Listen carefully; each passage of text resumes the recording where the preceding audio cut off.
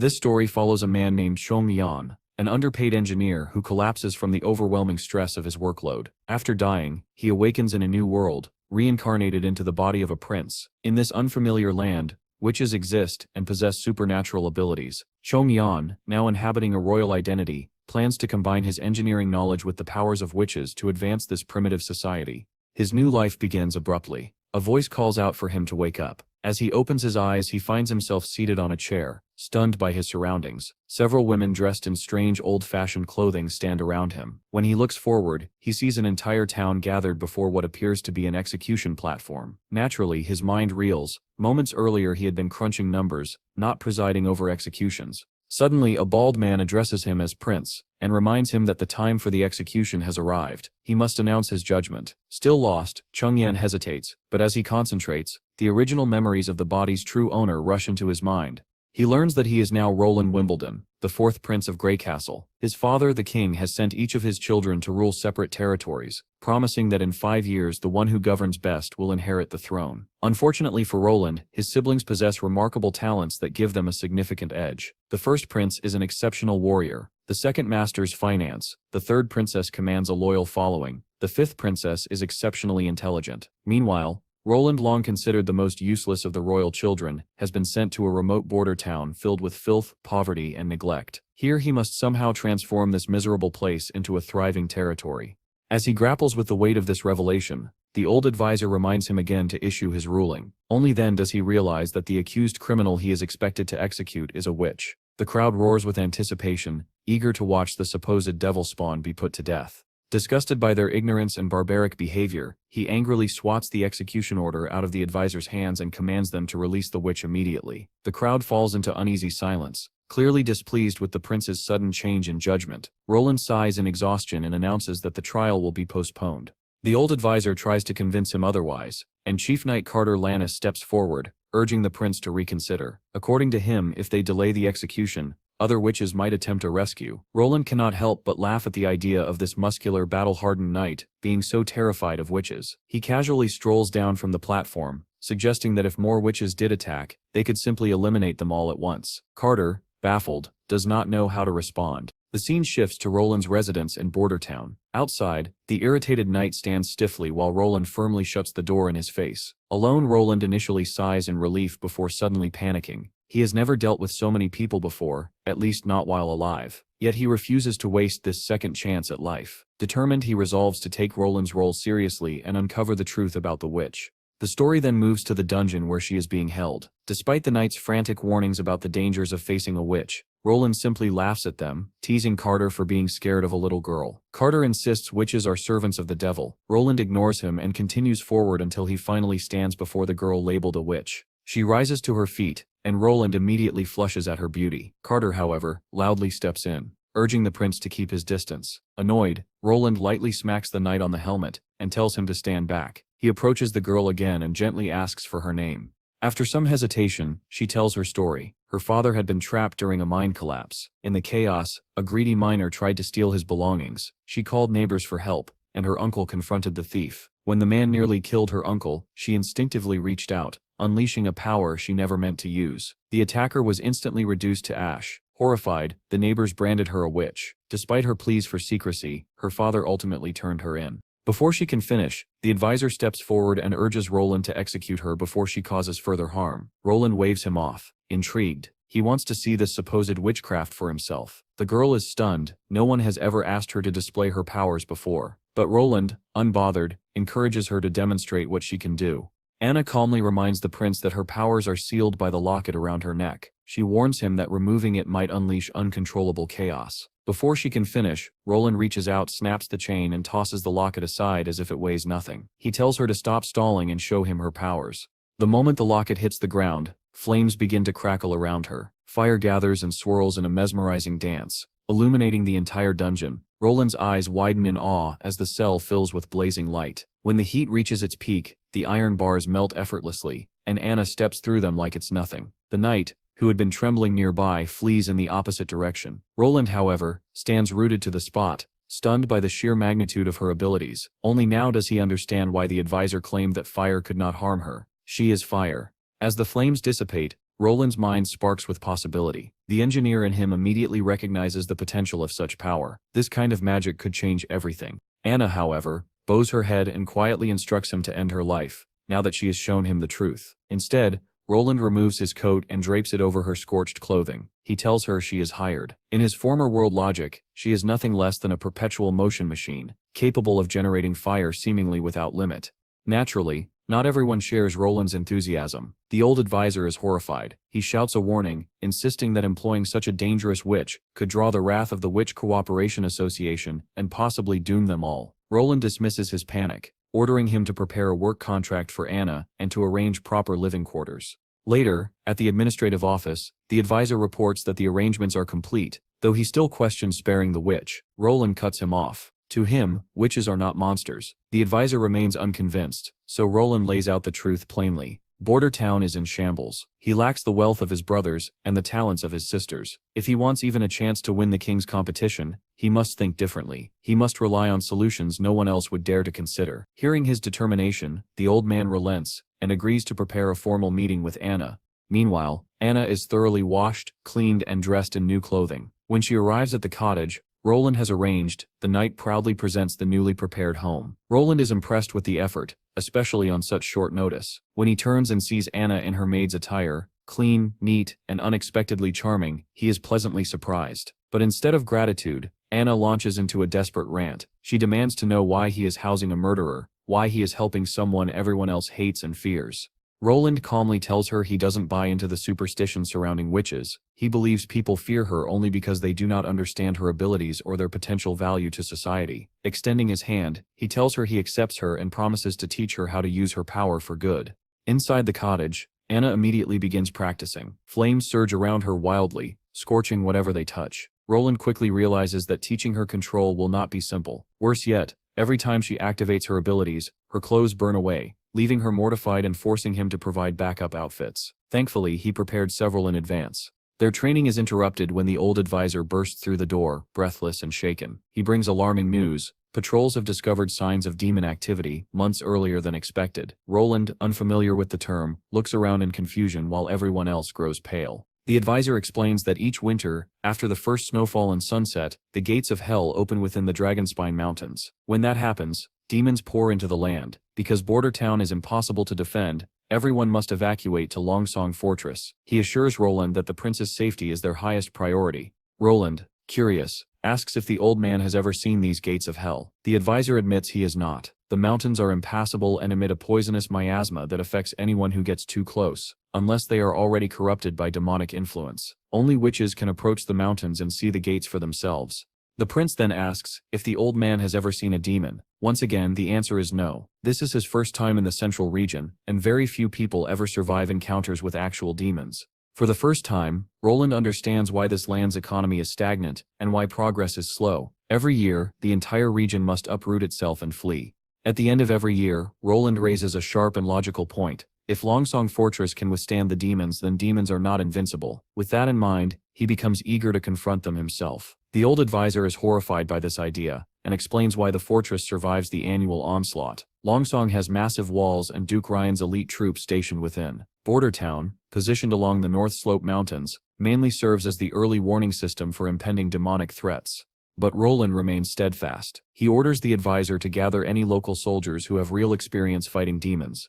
Later, under the shade of a gazebo, Roland and Anna snack together while discussing the threat of the months of demons. At Roland's request, Anna begins explaining the nightmare that commoners endure each year. Her voice grows solemn as she recounts the harsh reality. Her father, like many miners in town, barely survives season after season. When the months of demons begin, the people of Border Town send their yearly mining production to Longsong Fortress in exchange for next year's rations and a bit of gold. During this period, everyone hides inside the fortress until winter ends. But one year, the months of demons lasted for 4 relentless months. Longsong officials declared that the ore delivered from autumn could only pay for 3 months of food. The 4th month's supply had to wait for new ore. But since the demons did not retreat, the people were trapped inside. Provisions became scarce, and although food was distributed equally, the strong inevitably bullied the weak. Hearing this, Roland grows furious. He promises Anna that no one will ever suffer through such torment again. After leaving the gazebo, Roland asks to speak with his advisor to check on preparations. The story shifts to the border town administrative office,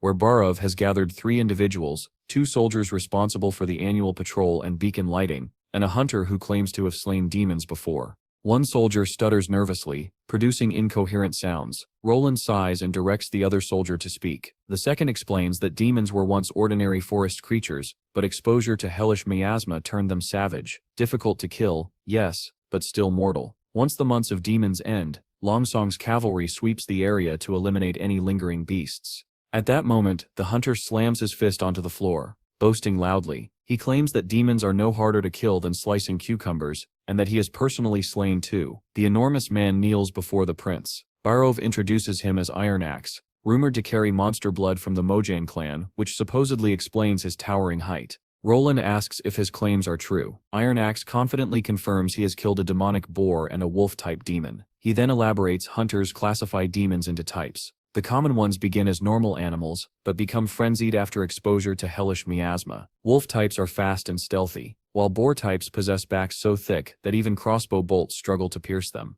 Roland quickly recognizes that these demons are simply animals with enhanced traits. Iron Axe agrees, but warns that the true threat comes from hybrid demons, abominations forged by the depths of hell. He describes one such creature, a monstrous beast, with powerful legs for charging and enormous wings for short bursts of flight. Its senses were so acute, it could detect prey no matter how well hidden. Iron Axe survived only by diving into the Redwater River and losing consciousness. Roland realizes that walls can stop ground-based monsters, but flying hybrids present a different challenge. He turns to his knight and asks how common these hybrids are. The knight replies that during any months of demons, 2 or 3 hybrids typically appear, enough to give even Longsong Fortress serious trouble. With this understanding, Roland slams his hand onto the table and announces his decision: he will remain in Border Town for the winter. Everyone freezes in shock. The knight panics and insists that they are vastly outnumbered. Roland counters by proposing they build a wall from the foot of the North Slope Mountain to the Redwater River. The knight dismisses the idea immediately, arguing it would take a lifetime to construct such a wall. Roland leans back and tells him to relax. If he cannot complete the wall quickly, he will retreat with everyone else. He has no intention of dying here. The knight, finally calming down, pledges his loyalty, vowing to protect Roland at all costs. Meanwhile, at the bustling Greycastle port of Clearwater, the third princess appears. She comments on the cold ocean breeze signaling winter's approach, and turns to her knight, Ryan, asking about the return of their Black Sail fleet. Ryan assures the third princess that the Black Sail fleet should return to port within 3 days, assuming all goes smoothly. She notes that this is their final expedition of the year and hopes they bring back something worthwhile. As they walk through the palace, Ryan wonders how she prepared so quickly for the succession competition their father unexpectedly announced. She admits she never saw it coming, but believes the whole setup is merely paving the way for the king's favored son. Still, she laughs off the idea that competence alone guarantees the second prince's victory. She urges her knight to think deeper about why she launched the Black Sail fleet's ambitious expedition. After a moment of reflection, Ryan realizes the truth. The fleet isn't solely about acquiring wealth. It is a calculated move to gain influence and power. Through the Black Sail initiative, she has gathered skilled sailors, hardened fighters, and influential allies. This is Garcia Wimbledon, the third princess of Greycastle, clever, strategic, and determined to carve her path to the throne. She then asks for an update on their plot to assassinate the fourth prince. Ryan sighs, reporting that there has been no word from the border. It seems their poison plan failed, and the spies involved have disappeared. Garcia sneers, assuming her younger brother dealt with those spies as soon as he discovered their betrayal. Ironically, the poison did kill the real Roland Wimbledon. Chung Yan simply reincarnated into his body afterward, causing Garcia to believe her plan failed. She now intends to kill Roland once he flees to Longsong Fortress for winter, and she orders Ryan to wait patiently. She also scoffs that the poison seller NB lied about the poison being colorless and tasteless. As punishment for deceiving her, she casually instructs Ryan to hang him, despite the poison having worked exactly as promised. Her ruthlessness is immediate, cold, and absolute. The story then shifts to Anna. She sits peacefully among green fields with her former mentor Carl, who asks what she's reading, poetry perhaps, or church history. She smiles at him gently, but a dark memory flashes before his eyes. He sees a terrified crowd accusing his innocent student of being a witch, the reincarnation of the devil. He sees her hanging. The shock jolts him awake in his office. Gasping, he reflects on the tragedy. If a pure, kind-hearted girl like Anna could be labeled evil, then the greedy officials of Greycastle, who caused countless deaths by cutting costs with inferior stone, are the true demons. If they hadn't downgraded materials merely to save a few hundred gold coins, the theater would never have collapsed, and those innocent people would still be alive. Yet none of those corrupt administrators were punished. Instead, the blame fell on innocent stonemasons. Taxes skyrocketed, inequality grew, and unjust laws branded curious, gifted girls as devils, sending them to the gallows. He prays to God to condemn the ones who truly deserve such punishment. A knock interrupts his grief. He opens the door to find one of his young students, Nana, trembling with fear. She anxiously asks if she too will be hanged like Anna. Carl immediately comforts her, patting her head and promising to protect her at all costs. As he walks through town, his mind churns. He has spent years watching the powerful oppress the innocent. This time he refuses to stand idle. He will not allow another girl to meet Anna's fate. Then he notices a crowd gathering at the quest board. A new notice has been posted, signed and stamped by the fourth prince. It calls for laborers to construct something in the border region. Gravel workers, stonemasons, builders. Carl's eyes widen as he reads the clear, detailed announcement. He remembers the rumors about this prince. Strange, unorthodox ideas, and a personality completely unlike the other royals. Moreover, the prince supposedly dislikes the church's rigid influence, something that fills Carl with cautious hope. But supporting Anna may risk his own life. If the prince sides with the church, Carl will be executed as a sympathizer. His only hope lies in the possibility that Roland rejects the church's oppressive laws. The story returns to Roland. His knight is questioning him about the dimensions of the massive wall he plans to build. Roland explains that the wall will stand 15 feet tall and 6 feet wide, spacious enough for 4 people to stand side by side on top. His knight adds that they will need a trench as deep as a man's height to stabilize a structure of that scale. With a 15-foot height and a 6-foot top width, the base will need to be double that to ensure proper stability. Even with 350 craftsmen working non-stop on digging and construction, the knight estimates they could only finish before next year's months of demons. Roland asks what exactly causes such a delay. The knight explains that the real challenge is laying the stones. Each rock must be carefully chosen, shaped, and polished, so the pieces lock together securely. If not fitted properly, the entire wall could collapse under pressure. Roland approves the plan to dig the trench and build the foundation simultaneously. As for the stonework, he reassures his knight that he has a solution. Greycastle's alchemy workshop recently developed something called cement. The knight's eyes widen. He has never heard of such a thing. The scene shifts to the cement kiln cottage in Border Town. Roland explains that making cement is simple since the raw materials are abundant, but the challenge lies in achieving the correct calcination temperature. He admits he cannot recall the exact temperature required, and with no instruments in this world, precision is nearly impossible. Just then, the cottage door swings open, revealing Anna. Before stepping inside, Roland instructs his knight to wait outside. It is clear he has been relying on Anna's fire magic to achieve the high temperatures needed for cement. She is the perfect human furnace. Roland hands her his coat again before she emerges, once more having incinerated her clothes while working. Anna excitedly announces that she completed the task he requested. Inside, a fresh heap of cement lies on the floor. Roland examines it closely, pleased that their experiment succeeded. He decides to run tests before producing it on a larger scale. Anna asks where he plans to use the cement. Roland explains its broad applications: homes, bridges, roads, structures that can withstand rain, heat, and snow, far better than fragile wooden or mud brick houses. He credits Anna entirely, acknowledging that none of this would be possible without her. Outside, they glue several stone blocks together using the cement. Both Anna and the knight are astonished by how quickly it hardens and how strong it becomes. The knight tries prying the stones apart with all his strength but fails to move them even an inch. Roland reminds him that he underestimated the material. Cement, he says, is far stronger and more reliable than compacted dirt or clay. The knight marvels at this wonder sticky mud that becomes solid rock. Confident, the knight declares that with this invention, they could cover the entire border with walls in 5 years. Roland immediately waves the idea away. Even the tallest walls cannot protect them from enemies within. Their first battle, he says, is against nature itself. They must build homes that will not collapse and leave people homeless. And he vows to prove to the world that witches are humanity's most valuable asset. The next day, cement production begins in full. Workers who responded to Roland's recruitment notice gather raw materials and labor non-stop, giving Anna some rest. Meanwhile, Roland begins excavation for the city wall's foundation between the North Slope Mountain and the Redwater River.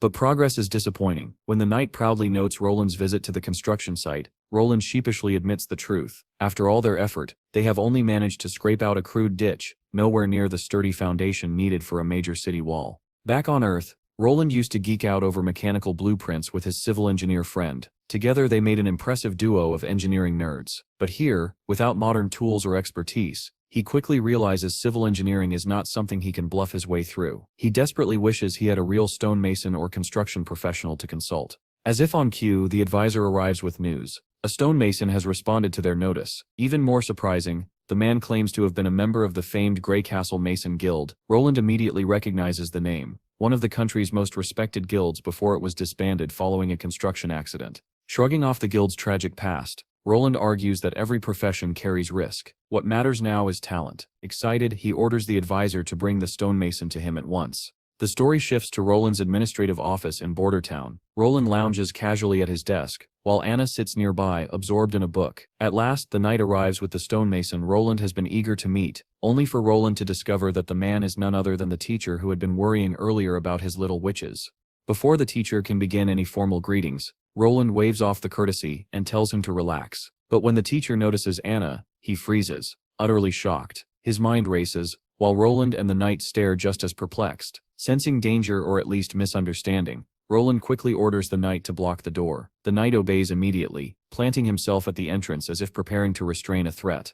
But instead of attacking, the teacher collapses to his knees and begs Anna to forgive him for being unable to protect her when she needed him most. Realizing he is no danger to her, Roland relaxes. Anna, too, immediately recognizes her former teacher. Roland instructs the man to stand and explain himself. The teacher introduces himself as Carl Van Bate, a former member of the Greycastle Mason Guild who later became a teacher in Bordertown. He reveals that Anna was once his student. He then nervously comments that he doesn't understand why the prince spared Anna's life. Perhaps, he suggests, Roland wanted her as a concubine, but even that would be better than her being executed. Roland and Anna both stare at him, baffled by the absurd assumption. Carl becomes relieved when he realizes Roland does not believe in the church's claims about witches being devils incarnate. He then mentions that another gifted girl, Nana, has also awakened powers and needs protection. Roland immediately agrees to shelter her if necessary, though he notes he cannot take a child from her family unless she is in real danger. Inwardly, he is thrilled by the possibility of meeting another witch. Outwardly, he remains calm and composed. He explains clearly that he did not spare Anna out of sentimentality. He needs her help. He believes witch abilities are valuable tools, not curses, and as long as a witch commits no crime, he sees no reason to punish her. With that cleared up, Roland gets down to business. He asks Carl whether he has ever worked on construction in Greycastle. Carl nods enthusiastically and confirms he has extensive experience. Roland lays out his plan to construct a massive wall from the foot of North Slope Mountain to the Redwater River, an enormous project designed to keep demons out during the months of demons. From today onward, Carl will lead the entire construction effort. The scene shifts to Roland's palace gardens, where Nana arrives to meet him. She appears nervous at first, asking timidly if he is really Prince Roland Wimbledon. He smiles and confirms it. Nana brightens immediately and introduces herself as Nana Pine. Without hesitation, Nana races over to Anna and begins chatting and playing with her as though they were long-lost sisters. Roland watches them, amazed. These girls are so young yet so talented, he cannot help but wonder what the future holds for them. He turns to Nana and reminds her that Carl mentioned she recently awakened as a witch. Nana anxiously asks if he plans to execute her. Roland quickly reassures her criminals face the gallows, not innocent children. But Nana insists she must be possessed by a devil. Carl said so, and she believes it too. Anna gently pats her head while Roland asks when her powers first appeared. Nana explains that a week ago she found an injured bird. She wanted to help it, and suddenly images of water spheres appeared in her mind. Moments later, glowing orbs surrounded the bird, and its broken leg healed instantly. Hearing this, Roland sends the knight to fetch a chicken. While waiting, he muses that her ability may be connected to healing, a rare and invaluable power. He tells Nana that if she saved that bird, it proves she is a good person. Nana agrees, saying Carl explained that ordinary people fear witches simply because they cannot understand them. She insists she has never met a devil and is not influenced by one. Roland believes her immediately. He pats her head and explains that the church, and even Carl, were fooled by lies. When she asks why anyone would lie, Roland explains that it has nothing to do with morality. People spread falsehoods simply to make money. When the knight returns with the chicken, Nana hesitantly asks Roland to go easy on the bird. He agrees, then tells the knight to hold it firmly. With one swift motion, Roland gives the chicken a quick strike on the head. The poor creature squawks and collapses. Roland turns to Nana. Now is the moment of truth. He urges her to heal it quickly. Nana nods, determined to try her best. Nana gently places her hand on the wounded chicken. Immediately, those watery healing spheres appear around it. She concentrates hard, doing everything she can. Hours pass. Despite Roland's rough test, which leaves the chicken barely clinging to life, he finally understands the nature of Nana's power. She can heal injuries, mend fractures, and repair damaged tissue, but she cannot revive the dead. Once the demonstration is complete, Roland calmly instructs the knight to take the exhausted chicken to the kitchen. Nana, however, bursts into tears, Upset by how harsh Roland had been with the poor bird, he reassures her that it was necessary to understand her magic. Before long, a feast is laid out. Nana forgets her grievances the moment she sees the cooked chicken on the table, staring at it with sparkling eyes. After filling her belly, Nana waves goodbye cheerfully, and Roland waves back. Anna then asks why Nana isn't staying in the palace like she is. Roland explains that Nana still lives with her family, and they remain unaware of her abilities, but Anna fears it is only a matter of time before they find out and exile her just as she herself was condemned. Roland agrees that the risk exists, but reassures her until that day comes. Nana should cherish the time she has with her family. He then asks Anna if she misses her father. She quietly shakes her head. Roland understands her loneliness and promises that Nana will visit daily to practice magic together, so Anna won't feel isolated. He vows to give both girls as normal a life as possible, and he truly means it. Meanwhile, Roland's days become almost boring now that Carl Van Bate has taken over the construction project. Roland spends his afternoons hosting tea time sessions, while teaching Anna and Nana how to control their magic. Every so often he checks on the progress at North Slope Mountain, and is consistently impressed by how smoothly things are going under Carl's guidance.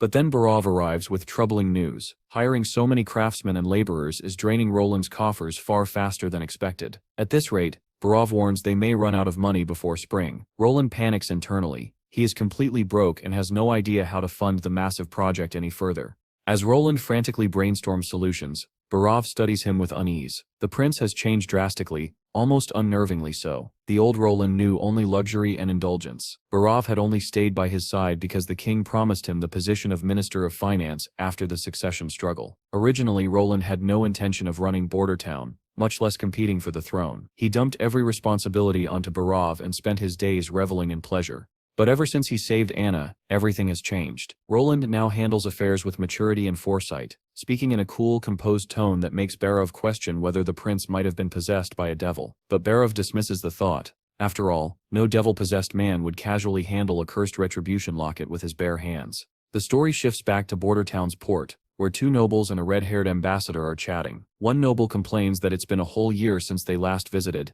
and the town is still a lifeless pile of rocks. The redhead corrects him. It's only been 6 months. He adds that Duke Ryan sends different envoys each season. Last time he came, the place was full of exotic furs floating around, though he suspiciously chooses not to elaborate. Instead, he speaks optimistically about Bordertown's potential. With the right investments and defenses, the land between Bordertown and Longsong Fortress could be incredibly profitable. Suddenly, one noble panics when he discovers the ore stockpile is empty. Bordertown was supposed to prepare ore today for shipment before the demon season. These visitors came to collect it, in exchange for providing shelter at Longsong Fortress. Now, something has gone wrong.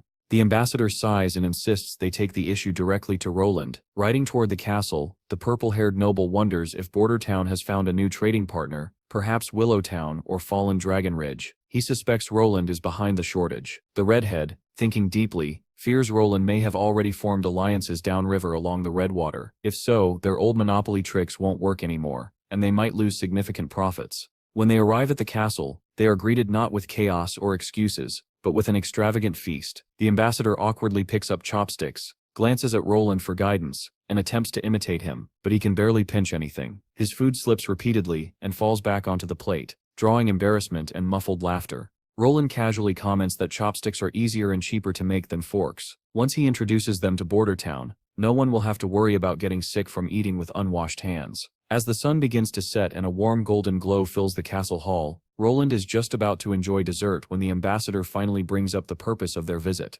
They came to collect the usual ore shipment, only to find the dockyard empty.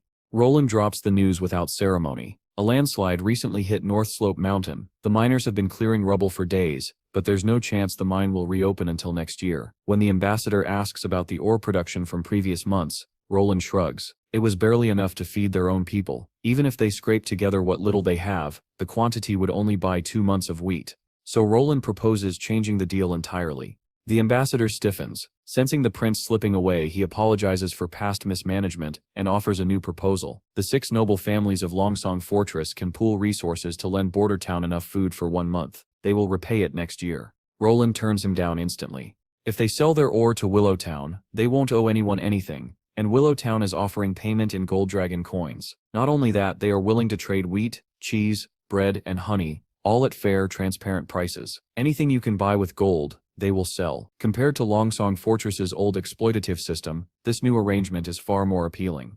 Roland then questions whether the ambassador even has the authority to renegotiate food loans on behalf of the 6 noble families. With one glance at his emblem, Roland identifies him as a member of the Honeysuckle family. He acknowledges that the ambassador has some influence, but asks if he can truly sway Duke Ryan and the other families. The ambassador's expression sours. Roland has hit the mark. A flashback reveals why the young man looks so troubled. Earlier, the ambassador tried to warn his father that the 4th prince was unlikely to accept their outdated trade deal. They should purchase ore at 30% below market price, still profitable but not brazen robbery. His father, however, brushed him off arrogantly, insisting that the lazy hedonistic 4th prince would never involve himself in trade matters. They could keep swindling Border Town with cheap bread and temporary shelter. Back in the present, the ambassador finally admits Roland has a point. He couldn't even convince his own father, so how can he speak for all 6 families? Still, he tries one last desperate move. He offers to buy Border Town's ore and gemstones at 30% below market price, claiming his offer must surely beat Willow Town's. After all, Willow Town is far away, and seeking shelter there during the demon season would be dangerous.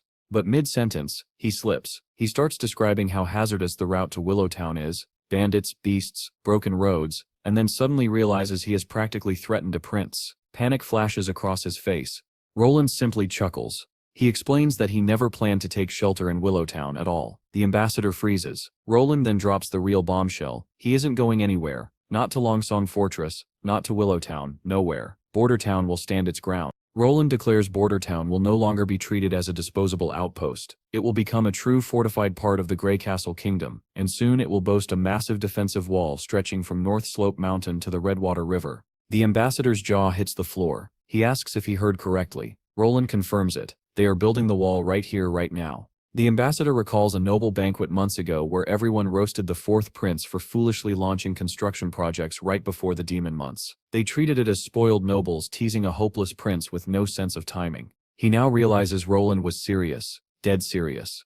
What shocks him even more is how drastically the prince has changed. The 4th prince, once known only for chasing pleasure, avoiding responsibility, and failing every task laid before him, is suddenly overseeing construction, reforming trade, rescuing witches, challenging long-standing systems, and discussing fortifications like a seasoned ruler. Something is happening in Border Town, something big, and the entire kingdom is about to feel its impact.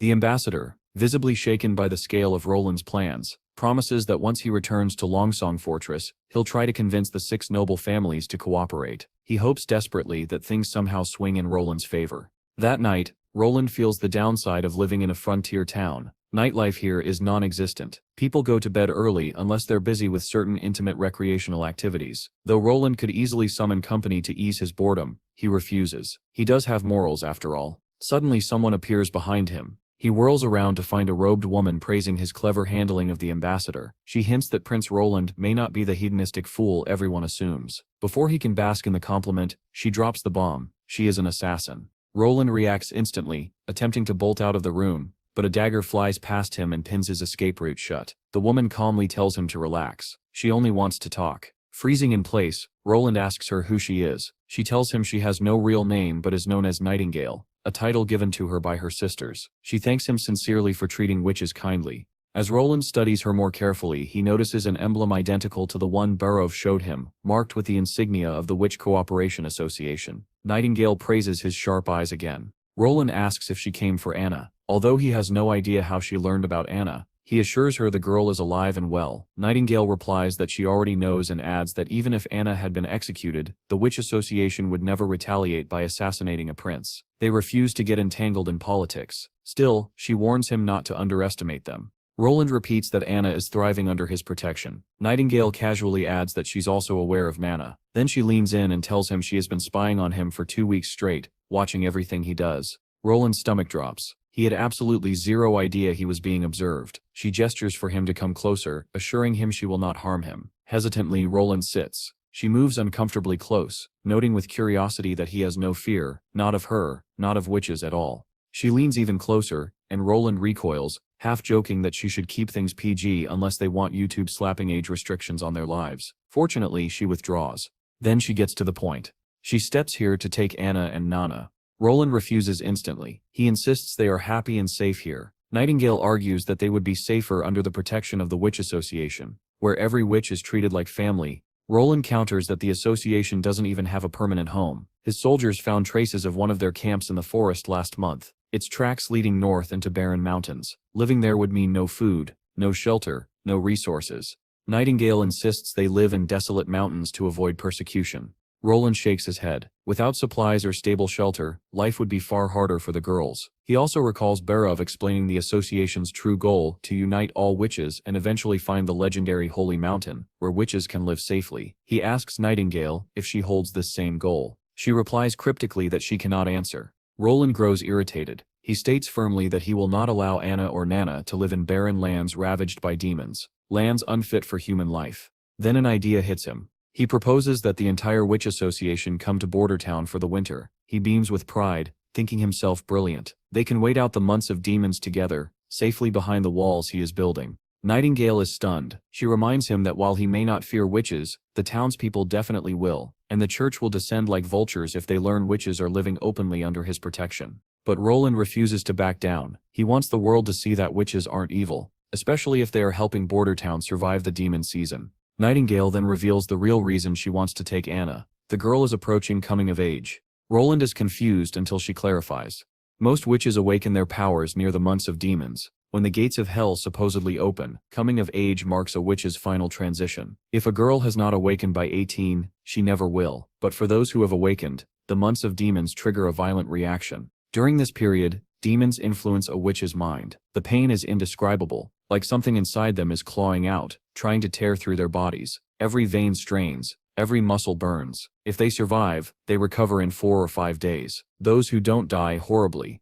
People believe witches are devil spawn because their agonizing deaths during maturity, combined with church propaganda, make it look as though demons possess them. Roland, still trying to make sense of all this, asks what happens after witches reach adulthood. Nightingale explains that once they survive their coming-of-age ordeal, their powers stabilize and often grow stronger. Some even gain entirely new abilities. Roland then questions the truth of the old records claiming witches can find eternal peace on the Holy Mountain, safe from demonic influence. Nightingale admits the Holy Mountain is little more than myth, mentioned only in cryptic texts. Taking Anna to headquarters might slightly improve her odds, but as long as witches are hunted and forced to hide, demonic attacks during maturity remain severe. Roland realizes something crucial. Anna and Nana are essential to his long-term plans, but if keeping them here puts them in danger, those plans mean nothing. After a moment of thought, he agrees to let Nightingale take Anna, if Anna herself wants to go. As for Nana, he'll speak with her the next day. Nightingale is delighted by Roland's apparent wisdom, but when Anna is summoned and asked for her decision, she rejects the offer immediately. The adults freeze in shock. Nightingale tries to reason with her. She tells Anna she can already sense the demonic energy stirring inside her, a sign maturity is close. She reminds Anna about the puberty talk Roland awkwardly gave her earlier. Anna, however, stands firm. She reminds Roland of his promise to give her an ordinary life. But that's not what matters most. She wants to stay by his side. She insists she'll survive her maturity and conquer it. Demonic energy won't stop her. Nightingale sighs. She gives up trying to persuade the stubborn girl but announces she will stay nearby and watch over Anna throughout the winter. She thinks Anna is too naive to understand the deadly risks ahead. Roland doesn't love the idea of being watched all season, but he doesn't argue. Before leaving, Nightingale faces Anna directly. She speaks of the hardships she has endured, the friends she lost, and her vow not to let Anna share their fate. With those words, she vanishes, literally fades out of existence. Roland is stunned. Her assassination skills are beyond anything he imagined. Once alone, Roland gently pats Anna's head and tells her it's late, time for bed. The next day, Roland addresses the people. Morning comes, and Roland greets the townsfolk with surprising cheer. He gathers everyone for a critical announcement. He explains that 4 days ago the ambassador from Longsong Fortress arrived to collect the usual ore shipment, but as everyone knows, the northern quarry collapsed a month earlier, halting production. The crowd grows fearful. Their last output was half the usual amount, and they still remember the starvation and suffering that followed. Roland then exposes Longsong Fortress's hypocrisy. He tried to negotiate for supplies, but the ambassador rejected him outright, just like 2 years ago. People panic again, recalling the families lost to hunger, the children buried, the grief they were forced to swallow. Roland asks how long they intend to endure this misery. The crowd begs him to save them. Roland nods solemnly and promises he will never let them fall into that pit again. After a dramatic pause, he drops a bombshell. 2 months of ore should have been enough to buy nearly a year's worth of food, but Longsong has been cheating them all along. Outrage explodes through the crowd. Their resentment toward Longsong Fortress boils over. Roland raises his hand and continues. Instead of repeating the same unfair deal, he traded their minerals to Willowtown and secured enough food to feed everyone through the winter. Cheers erupt, but Roland quiets them. There steps a catch. Cutting ties with Longsong means no evacuation. They must stay in Border Town during the months of demons. Fear spreads again. But Roland cuts through it with conviction. He reminds them of the wall they are building. Demons, he says, are no worse than forest beasts. They cannot scale a properly built wall. Then he gives them a choice. Seek refuge in Longsong Fortress and starve, or stay in Border Town and fight to protect their families. He asks who will stand with him on the wall. He promises fair silver wages for all defenders, and if someone falls, he pledges 5 gold coins to their family. The crowd erupts with determination. One by one, then all at once, they shout their resolve, ready to defend their homes. Meanwhile, in Longsong Fortress, laughter echoes throughout the castle halls. Nobles mock Roland's decision to stay in Border Town and build a wall. To them, the fourth prince is still a joke, an incompetent fool playing ruler in a backwater town. But they have no idea how wrong they are. The nobles in Longsong Fortress continue mocking Roland. One man with a thick mustache jokes that Roland will probably just stack rocks together, smear some dirt, and call it a wall. Eventually, he says, the foolish prince will beg Longsong for help, and when he does, they can squeeze him for everything he has. But the committee leader isn't as dismissive. He turns to the ambassador for a proper report. The red-haired ambassador, still rattled by Roland's unexpected competence, explains their original plan: maintain the monopoly as always, buy Border Town's ore at a price 3 times lower than market value, easy profit. But Roland ruined this simple setup with a completely different strategy. Instead of selling exclusively to Longsong, Roland plans to sell to multiple buyers. He's even willing to cut ore prices by half to stimulate demand, drive production, and grow Border Town's long-term revenue. And while lowering prices reduces immediate gains, Longsong would still earn far more over time by tapping into a thriving border economy. On top of that, Roland aims to mass-produce iron tools, items that would sell anywhere. It's an entirely new industry, and a lucrative one. And there's more. If Roland successfully holds off demons at Border Town, Longsong Fortress won't need to deal with annual monster cleanup, and when the 5-year throne competition ends, Longsong could easily inherit the kingdom's 3rd largest territory if they help Roland develop it now. The ambassador suggests they support Roland's wall project. Help now, profit massively later. The white-haired elder snorts at the idea. To him, this isn't about economics. He doesn't want to share any power or territory with a prince, especially not the 4th one. The steam engine reveal. The next day, the knight's jaw nearly hits the floor when he sees Roland's latest invention. Roland proudly credits Anna, who helped him weld the metal pieces. It sets a steam engine.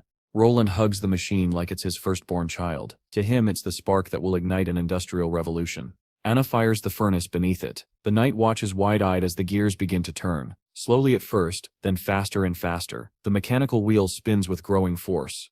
The knight is astonished. This is the natural power Roland described. Strength equal to 10 trained knights. And unlike knights, this machine doesn't set get tired, doesn't sit need food, doesn't set care about weather, and can set be hurt by blades or arrows. Training a knight takes 15 years. Building this contraption took 3 days. For the first time, the knight wonders if knights themselves may become obsolete. Roland, meanwhile, is thrilled. His farming and manufacturing capabilities just jumped forward by centuries. Nightingale returns and takes the blueprints. Later that night, Roland opens his bedroom door and finds Nightingale once again, this time casually reading through his private blueprints. He scolds her for sneaking into his room, but she just laughs. She says the 4th prince was rumored to be useless with a horrible temper, yet the inventions in his notebooks are on a master craftsman's level. She asks if the blueprints are for the machine he unveiled today. Roland, disheartened by her rummaging through his secret plans, credits Anna again, explaining the machine could handle heavy labor and production tasks. Nightingale smiles. She announces she'll be taking the blueprints back to the Witch Association. Many witches could use the fire-based tech. Before Roland can object, she tucks them inside her robe. Roland's eyes accidentally dip downward. He panics and stutters in embarrassment. Nightingale smirks. "You'll get payment," she says, pulling a letter from inside her clothing and tossing it to him. Roland tears it open eagerly, only to find a message meant for his servant, Tib. The letter commands T not to fail a second time, and orders him to assassinate Prince Roland during the months of demons. Roland's mind spins. He remembers the old Roland's cruelty toward Tai, exploiting her whenever possible. The memories unsettle him deeply. Nightingale explains she intercepted the letter from a pigeon. There's no signature, but she suspects one of his siblings sent it. She asks whether she has his permission to investigate further. Roland gives her a firm yes. With a respectful gesture, she accepts the order, and declares she'll be taking the blueprints as payment. She vanishes moments later, leaving Roland staring at the empty air, aware that his life is now entangled in a much larger conflict than he ever imagined. The next day, he was still hung up on last night's letter when the knight arrived. The boy immediately dropped to his knees and confessed that TA had kicked the bucket during the night. Apparently, she had taken a tumble from her balcony. There were no signs of a struggle, and the guards swore they never saw anyone come or go. Visibly upset, the boy told the knight to have the head servant take care of the situation. Once the knight left the room, our hero called the assassin woman back, and she appeared right on cue. She quickly revealed that the servant had killed herself the moment she laid eyes on her. The boy couldn't hide his disappointment, muttering that he expected her to handle such things better. The woman countered that she had restrained T with ropes, but the servant had hidden poison inside a fake tooth. Once the poison took effect, the assassin threw the servant from the balcony to make it look like an accident. Even though the interrogation had reached a dead end, she pulled out another note she had found in Ty's apartment. With a sly grin, she pointed out that the sender called Ty Big Sister and mentioned a seaside view repeatedly. She hinted that there was a strong chance the third princess from Clearwater Port might be involved. She suspected that Princess Garcia Wimbledon could be holding Ty's family hostage, using her as a pawn to eliminate our hero. Judging by how Ty had chosen to end things, it seemed she had been trained for years before being assigned here. The boy felt deeply disappointed that his own siblings were so quick to eliminate each other for the crown. Suddenly the woman leaned close to his ear and whispered that she had to go because someone was approaching. He blushed slightly, perhaps catching a glimpse of her shirt straining before she vanished into thin air. Just then, the old consul arrived with good news. A number of people had volunteered to face the demons during the demon months. This put a broad smile on the prince's face, and he decided to see them for himself. Before he could leave, the old man genuinely asked whether he truly intended to send regular townsfolk to fight demons. Outside, the hero's mood sank further. The consul's concerns were absolutely valid. These people didn't look like fighters at all. They resembled street thugs at best. The knight, however, was thrilled, insisting he had gathered them according to the prince's wishes. But looking at their frail bodies, it was clear the knight had completely missed the point. The prince face-palmed, realizing he had expected too much from people who were barely surviving as it was. Even the consultant suggested they look for other recruits instead of relying on commoners. But the hero was determined to use them anyway. He believed he had already cracked the code. Building a strong army depended on people power, whether they held medieval swords or modern weapons. The knight suggested starting sword training the next day, but the hero waved him off. He told the knight to group the volunteers, then hit the jogging trail. He also requested that the Iron Axe hunter be brought along. The prince assured him to sit back and enjoy the show. By noon, the hunter had joined the cause, though the knight was unimpressed by the new training methods. Coming from a proud warrior family, he found it ridiculous that these recruits were being rewarded with eggs simply for standing around all morning. Eggs were expensive after all. But once again, the hero told him to relax. He knew that building a top-notch army could not be done in a few medieval months, and he wasn't trying to create muscle-bound fighters. All he wanted were disciplined soldiers who could deliver results quickly. He was using military techniques he had learned in college, methods that united people fast. He believed these villagers would adapt just as well. Before long, carriages arrived and everyone lined up eagerly for their eggs. Many still didn't understand why eggs were being given out as rewards. The knight banged his plate loudly to get their attention and ordered everyone to form 4 lines. Food would be distributed in order, and stragglers would have to wait. Nervous but compliant, the crowd lined up. The knight still couldn't understand why the prince bothered teaching such basic discipline. Suddenly murmurs rippled through the crowd as they chanted the name Iron Axe, who evidently had quite the reputation. The prince announced a break after lunch, followed by a trip to the town guard barracks. Iron Axe was appointed as their captain, tasked with teaching them how to pitch tents. As soon as the hero finished speaking, the crowd buzzed with disbelief over someone like Iron Axe being placed in command. To calm them, the prince reminded everyone that Iron Axe was not a local, just like the witches who didn't belong to Greycastle. In Border Town, everyone was treated equally. As long as they were not criminals, they were welcome. Then the prince unrolled a sheet of rules so long it could rival a year's worth of grocery lists. He told the chief knight to focus more on these rules than on who became captain. Everyone needed to memorize and follow them if they wanted their daily egg. The chief knight scratched his head, wondering how visiting teacher Carl was supposed to help with any of this. After dinner, the knight wondered aloud how reading and writing could possibly help in fighting demons. The prince brushed off his concerns, insisting that a well-educated army was always more effective, and that history had proven this many times. Next, we arrive at City Hall in Border Town. Our hero staggered out of his room, still half asleep, When Nightingale suddenly appeared out of nowhere, she teased him about his newfound habit of sleeping so much lately, and it seemed she had also helped herself to his breakfast. The boy was not exactly thrilled to see her eating his food and waltzing into his room uninvited. He muttered, wondering if she had ever been taught to behave more subtly around royalty. As he took his seat, she adopted a respectful posture and asked if she was being polite enough. Then, just as casually, she mentioned that she knew the prince wasn't the type for unnecessary formalities. He was startled that she understood his preferences so well. With a sigh, he told her to finish the entire breakfast so he could at least request another serving. While she dug into the food, the prince began flipping through his new blueprints. Nightingale, curious, asked why he had been ordering so much iron lately, especially since it was the dead of winter. If he wanted to cool his whiskey, she pointed out, he could simply leave it outside. When she saw his order book wide open, Roland realized she must have seen all of his recent requests, so he fed her a story. He was trying to make cheese, and for that he needed temperatures below freezing.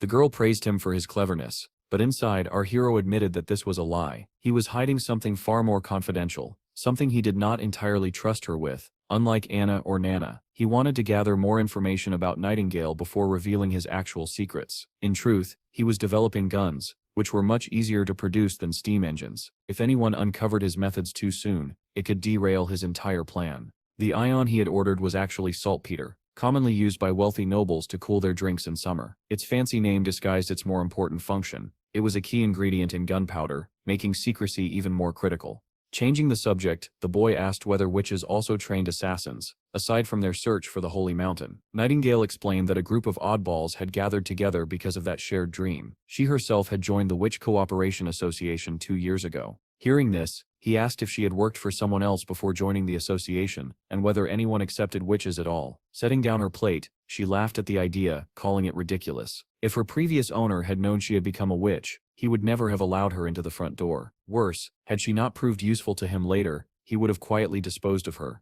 The boy grew more curious and pressed her for details, but she fell silent, promising to explain everything when the time was right. She reassured him not to worry, saying she had been free for the last 5 years and had no intention of becoming anyone's pawn again. He stayed quiet, looking somewhat downcast. 5 days passed since their chat in the courtyard, and by then our hero had finally finished his first gun after a series of production challenges. He was thrilled to keep it to himself. One major reason he had been pursuing steam engines was to create a way to mass-produce guns, but he needed a working prototype before scaling up. At this pace, he worried he would only manage to make 4 guns before the demon months arrived. The knight, meanwhile, was scratching his head, trying to understand how these so-called muskets would help in fighting demons. The boy simply told him to gather the village's best hunters and form an elite squad to wield them. But the prince shuddered when the knight suggested using patrol guards instead. Considering how frail and puny they were, his reluctance to hand such valuable weapons to them was more than justified. Deep beneath Roland Castle, a few soldiers marched through the tunnels. Suddenly one of them leapt into the air and attacked another. The scar-faced soldier ordered the thin-mustached man to surrender or meet the same fate as their fallen comrade, Greymutt. Remembering his friend, the thin-mustached soldier grew furious and swore he would never let these hooligans set foot in the castle. With a burst of strength, he flung the scar-faced man back, sending his sword flying. He then drove his own blade into the man's left shoulder, declaring it was for Greymutt. Bleeding heavily, Scarface scoffed, shocked that an ordinary patrol guard could injure him. The thin-mustached soldier grew even more irritated at the remark. He made it clear that while Scarface had spent his time gambling and sleeping in taverns, he and his friends had been training daily to protect their hometown. He swore he would not allow Long Song and his cronies to disturb their village's peace. As he leapt forward to finish his opponent, another cocky figure joined the fight and stabbed him straight through the chest. The poor soldier writhed in pain from the dagger wound and collapsed to the ground. The intruders stood confidently over him. Shockingly, the thin-mustached man managed to pull the dagger from his chest despite the agony. With one swift motion, he hurled it toward a nearby torch. The blade shattered the torch, extinguishing the flame and plunging the corridor into darkness. Up in the castle's food storage, the thin-mustached soldier hid inside one of the bins. He was certain the infiltrators were here to sabotage the food supply. If they succeeded in spoiling everything, Border Town would be forced to evacuate to Longsong Fortress. The thought crushed him. While the prince worked tirelessly to improve the town, he had failed to protect a vital food reserve. Suddenly the door behind him creaked open. His face drained of color as the same rowdy soldiers stormed in. One of them grabbed him by the collar and slammed him to the ground, ordering him to stop running and surrender to Duke Ryan's demands. In case anyone had forgotten, Duke Ryan was the white-haired aristocrat determined to keep the prince far away from his territory. Despite the threat, the soldier stood his ground, he boldly declared that his prince would foil Duke Ryan's plans. The intruders laughed at the idea, brushing off the prince as insignificant. Their leader ordered his men to finish off the soldier and ruin the food stores while they were at it. Without hesitation, a lackey struck the thin-mustached soldier on the head. As consciousness slipped away from him, he wondered if this was how he would die. But fate had other plans. Nightingale appeared in the doorway. She coolly asked whether the intruders were enjoying themselves in someone else's territory, then warned that their little party was about to end. They demanded to know who she thought she was. Nightingale replied that she was simply a local from Border Town, then mocked them for looking like sewer rats sneaking out of the drains. The intruders clearly had no idea how outmatched they were. Their leader barked at his crew to attack the mysterious woman. She only smiled. In a blur of motion, she swung her hand and bodies immediately hit the ground. With fading vision, the wounded soldier watched this enigmatic figure dispatch the intruders effortlessly. Before he could understand what had happened, he slipped into unconsciousness. The next day, their corpses lay scattered across the food storage. The knight inspecting the scene scratched his head, trying to piece together who could have taken out the intruders so cleanly. He knew the injured thin-mustached soldier could not have done it. The only explanation was that some outsider had intervened, an expert who required no assistance. Their moves were so precise that the enemies stood no chance. Not a single barrel was toppled, no blood smeared, not even a scratch marked the floor. The knight began to suspect that someone with extraordinary skill in the sword arts was nearby. Feeling a surge of pride, he thought of his clan's long history of knightly tradition. The investigating soldier added his report. The autopsies were finished, and the bodies identified. 8 were from Longsong's guard, and 1 remained unidentifiable. When asked about survivors, he explained that Captain Brian was receiving special healing, while Scarface had been thrown into the dungeon and locked away. The knight ordered Scarface to be awakened immediately for interrogation. Meanwhile, the prince was irritated. He had barely made any progress in his new initiatives, yet enemies were already trying to undermine him. Still, he felt grateful that Nightingale had intervened. She reassured him that the intruders never would have reached him anyway, not with Anna sleeping right beneath his floor. That was when the prince had an idea. He proposed that Nightingale become his secret bodyguard. He offered generous pay, living quarters with a garden, 2 days off per week, and paid vacations. Despite the enticing deal, she politely declined, explaining that she could not leave the association or her friends. The prince suggested bringing her entire group to Border Town, insisting that there was plenty of room after the recent expansion. He promised they would face no discrimination and could live freely. Once again she declined, saying she might consider it in the future. The prince was left feeling awkward after being turned down so directly. He then asked if she had safely escorted Nana home after healing the soldiers. Nightingale confirmed that she had. Nana had been frightened by the sight of so many wounded people, which was understandable. She was used to tending chickens, not treating human injuries. Returning to the conversation, the boy asked Nightingale whether she had figured out which of his siblings might be behind the infiltration. She shook her head. This time, it wasn't one of his siblings at all. The culprits had bribed Border Town's patrol guards, and their plan was so sloppy they even left 2 witnesses alive. Witnesses who didn't even have the nerve to take their own lives before being caught. She assured him they would uncover the truth soon, since the chief knight was already interrogating one of the infiltrators. She also pointed out how surprisingly weak and tearful these intruders were compared to the third princess's assassin. While peace returned outside the castle, our hero walked beside the chief knight to visit the thin-mustached soldier. When the soldier saw the prince enter the room, he was shocked and scrambled upright in bed. The prince began by praising Brian for his bravery and the fight he put up, but Brian grew emotional, insisting that the real hero was his fallen friend, the one who had sacrificed himself. The prince reassured him that his friend's funeral would honor him properly. As for Scarface, he would face full punishment. He was scheduled to hang in 3 days, and the prince hoped Brian would recover in time to witness it. Thin Mustache then mentioned that Scarface supposedly had noble blood, hinting this might cause trouble with Longsong Fortress. The prince dismissed the concern. Scarface might have been distantly related to the Elk family, but he had no title or land. Besides, he had tried to burn down Border Town's food stores, an act too serious to overlook. After promising that someone else would handle patrols, the prince ordered Brian to focus on healing. Once the demon months arrived, he intended to honor him as a brave knight of the prince. Next, we moved to the city wall, where the new recruits were training under Hunter Ironaxe. When Ironaxe spotted the prince approaching, he barked for everyone to stand at attention. The prince, however, seemed to have no idea what to say during an inspection. Awkwardly, he walked up to a random soldier and asked, with a friendly smile, how training was going and whether he was eating enough. The soldier looked terrified, while the prince appeared to be imitating something he had once seen on TV. Suddenly, the soldier dropped to his knees, leaving the prince confused and more than a little unsettled. Tears welled in the soldier's eyes, and not just his. Many recruits were overwhelmed that the prince had personally come to check on them. The prince gently urged the soldier to stand. It was clear the meals he had been providing had lifted their spirits and strengthened them. He reminded everyone that they were free to share suggestions or complaints, and promised they would always have enough to eat. Out of nowhere, the shy boy from earlier raised his hand. He pointed out that their civilian army was too small, and with the way they were training, they might not stand a chance against the demons. Murmurs spread through the crowd as others admitted they felt the same. Some wondered if the prince planned to hire mercenaries. But the hero raised his hand and cut off the speculation. With a grin, he asked the boy for his name. Nervously, the soldier introduced himself as Vanner. The prince praised his insight and agreed that relying solely on a civilian army made little sense. However, he reminded them that demons were simply mutated beasts, not nearly as intelligent as humans. Iron Axe backed him up, confirming the beasts behaved just as the prince described, though he noted that hybrids posed a more formidable challenge. The prince then explained his idea. They would use fences, ditches, and hills to guide the dumb beasts into carefully prepared traps. He was confident the strategy would work, given how simplistic the creature's instincts were. Iron Axe still looked uneasy, reminding everyone that bows and spears would be useless in close combat. The prince smirked, knowing exactly why traditional weapons would fail. That was why he had created a new kind of weapon, stronger and more reliable than an entire squad of armored knights. The crowd buzzed with excitement. At the testing grounds, a massive explosion suddenly tore through the area. The blast shook the earth, stunning the recruits. While everyone else was horrified, the prince was ecstatic. His gunpowder experiment had worked perfectly. Iron Axe muttered that it felt like the wrath of God itself had struck the land.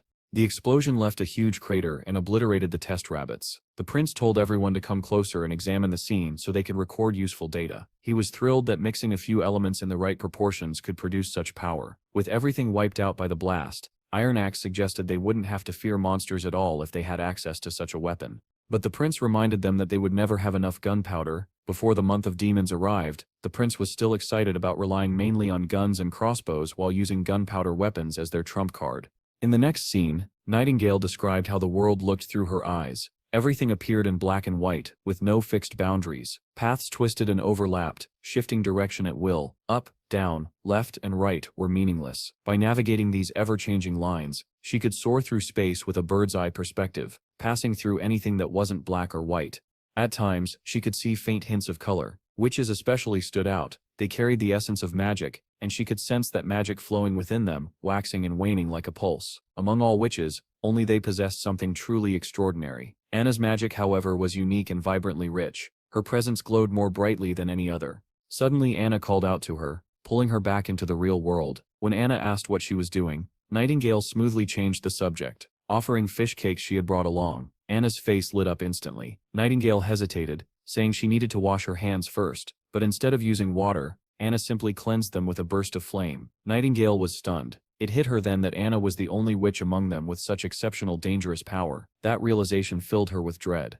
With the month of demons approaching, Nightingale feared Anna might suffer unbearable pain during her coming-of-age transformation. She gently suggested that Anna join the Witch Cooperation Association, where the others could support her. Everyone would be thrilled to welcome someone as powerful as Anna, but her tone shifted when she quietly admitted that she herself might not survive the winter. Anna then asked where Nightingale had lived before joining the association. Nightingale replied that she once lived in a large city east of the capital. When Anna asked if she had been happy there, Nightingale's mind instantly flashed to her past. Cold shackles, a magic-suppressing locket, and a life of misery. Rather than answer, she turned the question back to Anna. Anna opened up. She had lived a harsh life in the slums of Bordertown. Her father had sold her to the church for 25 golden royals. It was the prince who had freed her. Now she was genuinely happy to be in the castle. Nightingale gently reminded her that leaving wasn't an option, given the hatred most people held toward witches. But Anna remained hopeful, believing the prince could change things for them. Their conversation was abruptly cut short when Nana burst through the door, crying and clinging to Anna. Something terrible was about to happen.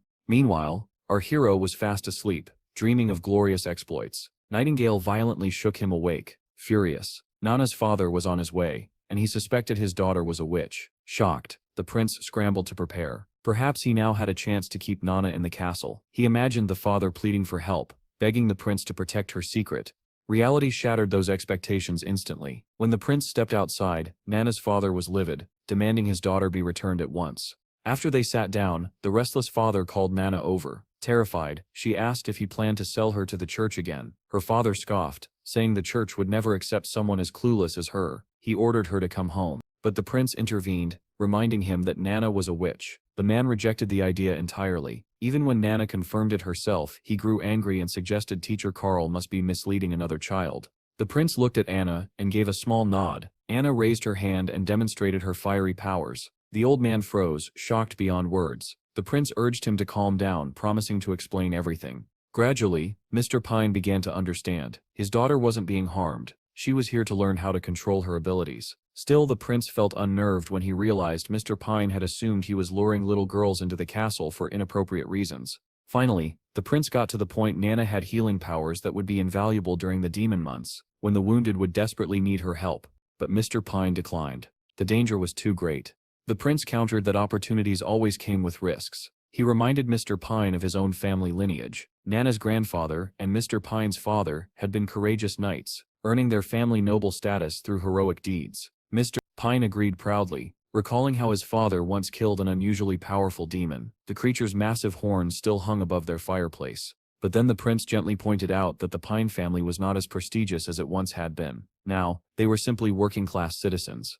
Mr. Pine sadly admitted that the prince was right about his family's decline. The prince then noticed the man's rough, calloused hands, evidence that Pine had never abandoned his warrior spirit and still trained daily to hone his sword skills. Seeing an opportunity, the prince cleverly suggested that Pine join the town's defenses. If he helped protect Border Town, the prince promised to grant him enough land to restore his family to true noble status. It was a tempting offer, but Pine shook his head. He refused to gamble his daughter's life for any reward, and insisted Nana would be safer in Longsong Fortress.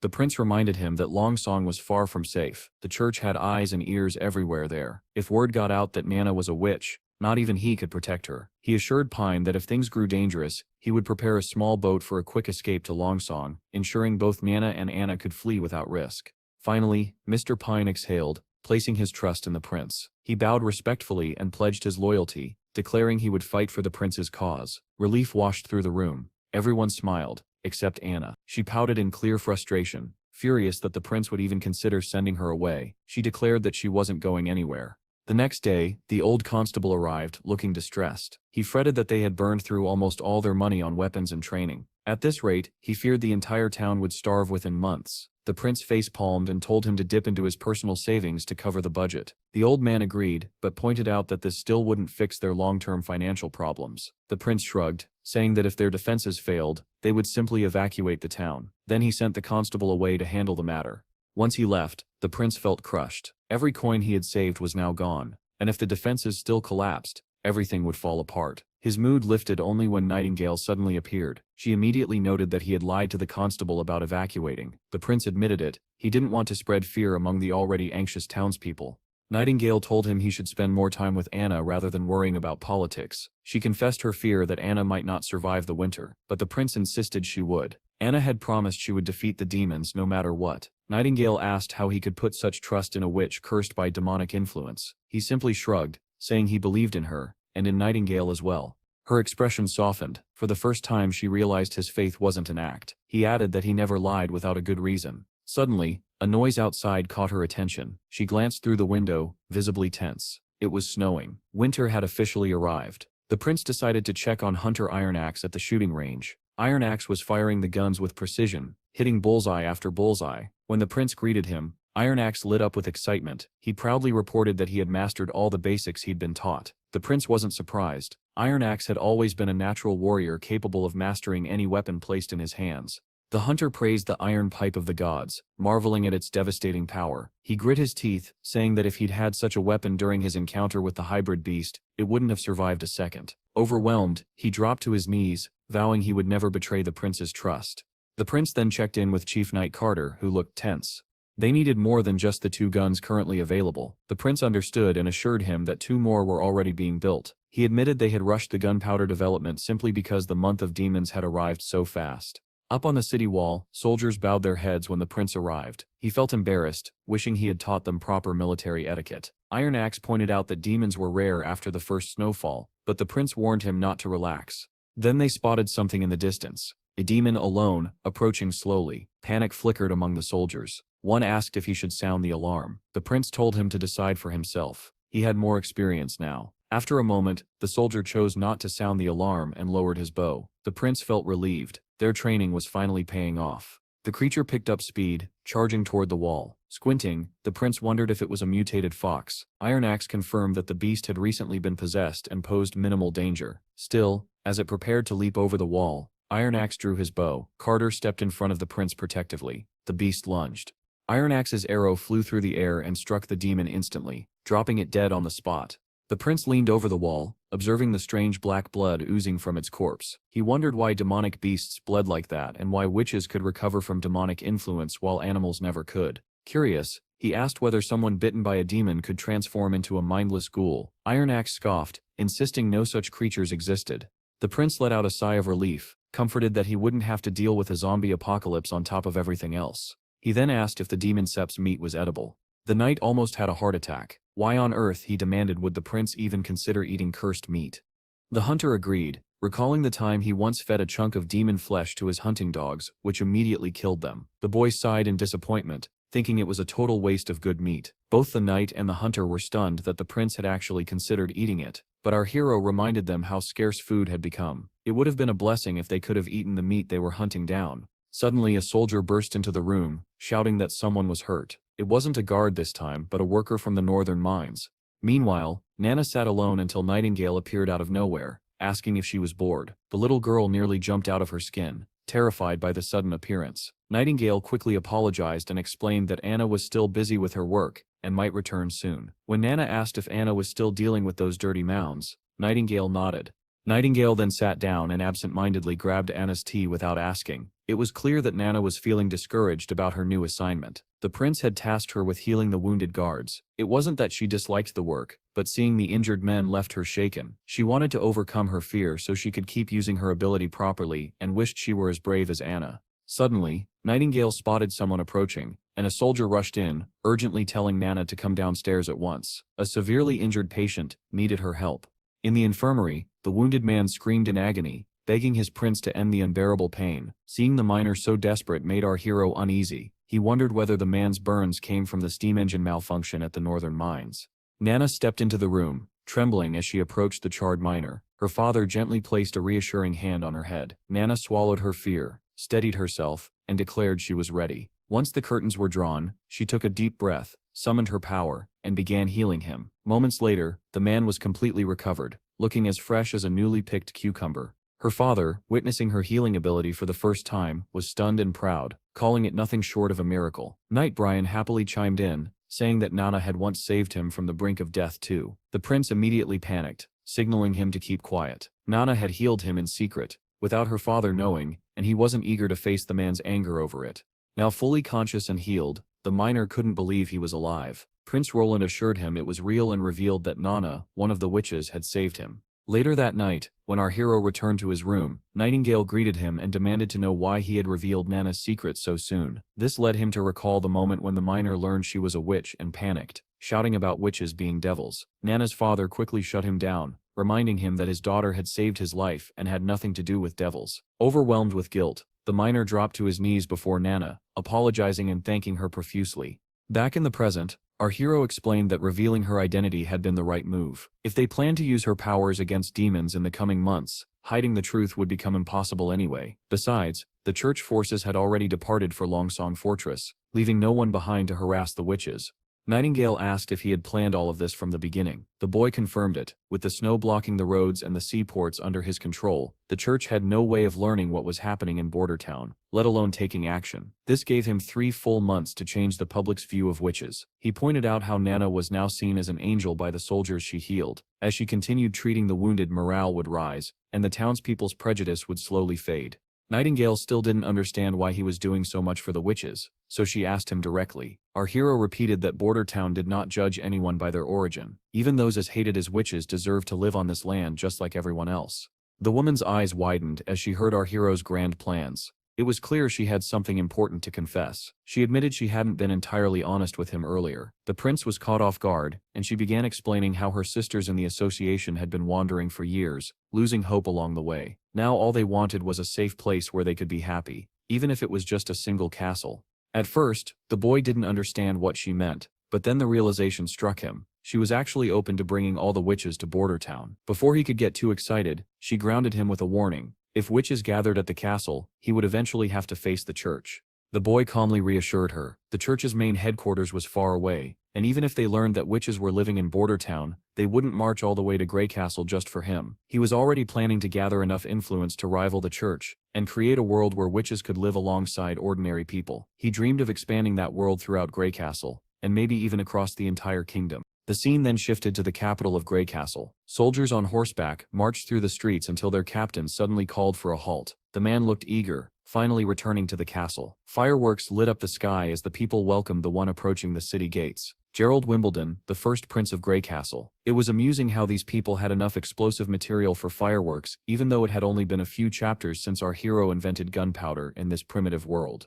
The gates lowered, and Prince Gerald entered the city with his entourage. Once inside, he wasted no time announcing that he had come to claim what was rightfully his from his father. 3 shady figures appeared, bowing before him and reporting that they had completed their assigned task. Gerald asked if they had managed to replace the royal guards as planned. The lackey admitted there had been complications. They had only managed to replace the guards in the king's chamber. Gerald dismissed the issue, saying that as long as he and his men could enter the castle, everything would go according to plan. The lackey reassured him that no one would be able to stop their entry. An old man stepped forward, mentioning that Gerald's fate star, the Heaven Star, was leaving the equinox, and would disappear from this hemisphere in about 4 months. He asked Gerald if he remembered what the movement of that star signified. Gerald drifted into his childhood memories of playing with his younger siblings, then snapped back and said he understood perfectly. It meant the time had come to break the rules of the challenge their father had set, and Gerald would take the throne of Greycastle. Approaching the king's room, Gerald suddenly noticed a strange metallic scent. He asked about the smell of blood. The old man explained that the king had summoned a servant girl, who realized the guards had been switched. They had to dispose of her. Strangely, the king hadn't called for any women since their mother passed away. As they approached the door, the old man pointed out the absence of patrols, which made moving around the area easier. Gerald scoffed, saying he wasn't sneaking around like a rat but walking in proudly to discuss inheritance. And if talking didn't work, he had other methods in mind. He gripped his sword, leaned closer to the door, and the blood smell intensified. He peeked inside, then smashed the door open. Inside, he found his father lying dead with a dagger in his chest, and standing over the body was his younger brother, Timothy Wimbledon, the second Prince of Greycastle. Seeing his brother, Timothy claimed he hadn't wanted to do this, but he had no choice, just as Gerald apparently had no choice but to come here. Almost immediately, soldiers emerged behind Gerald, surrounding him and catching him by surprise. Gerald demanded to know how long Timothy had been planning this. Timothy explained that their father's decree was like a chess match. He had intended to follow the rules, but the third princess had started playing dirty. He accused Gerald of doing the same, pointing out that the first prince wouldn't have rushed across the kingdom without being tipped off by his astrologer lackey. It became clear that the lackey had betrayed Gerald as well. The old man insisted he hadn't lied. When the Heaven Star leaves the equinox, it symbolizes a seeker losing their way, but it also foretells downfall. Infuriated, Gerald shouted at his brother, reminding him that he had always been their father's favorite, given every advantage, yet he was the one who killed the king. Timothy only grinned, shamelessly pointing out Gerald's hypocrisy. After all, Gerald had also come here prepared to kill their father if negotiations failed. Gerald trembled, shaken by the brutal truth. He asked Timothy if he had lured him here intentionally to eliminate him as well. Timothy simply shrugged, saying he never planned to confront their sister. He only needed to wait in place to kill his older brother. He even admitted he was impressed that their sister had foreseen all of this before the decree was ever written. Timothy went on to explain that he wanted to end the royal decree early because his Valencia city wasn't like their sister's Clearwater port, which was producing warriors like rabbits. He needed an army, one big enough to challenge her, and that would only be possible if he possessed the Greycastle crown. The first prince, enraged, charged at Timothy, but the surrounding soldiers quickly intercepted him. One struck him from behind with a spear, forcing him to his knees before his brother. Timothy coldly informed Gerald that he would be framed for killing the king and condemned as a murderer, destined to meet the guillotine.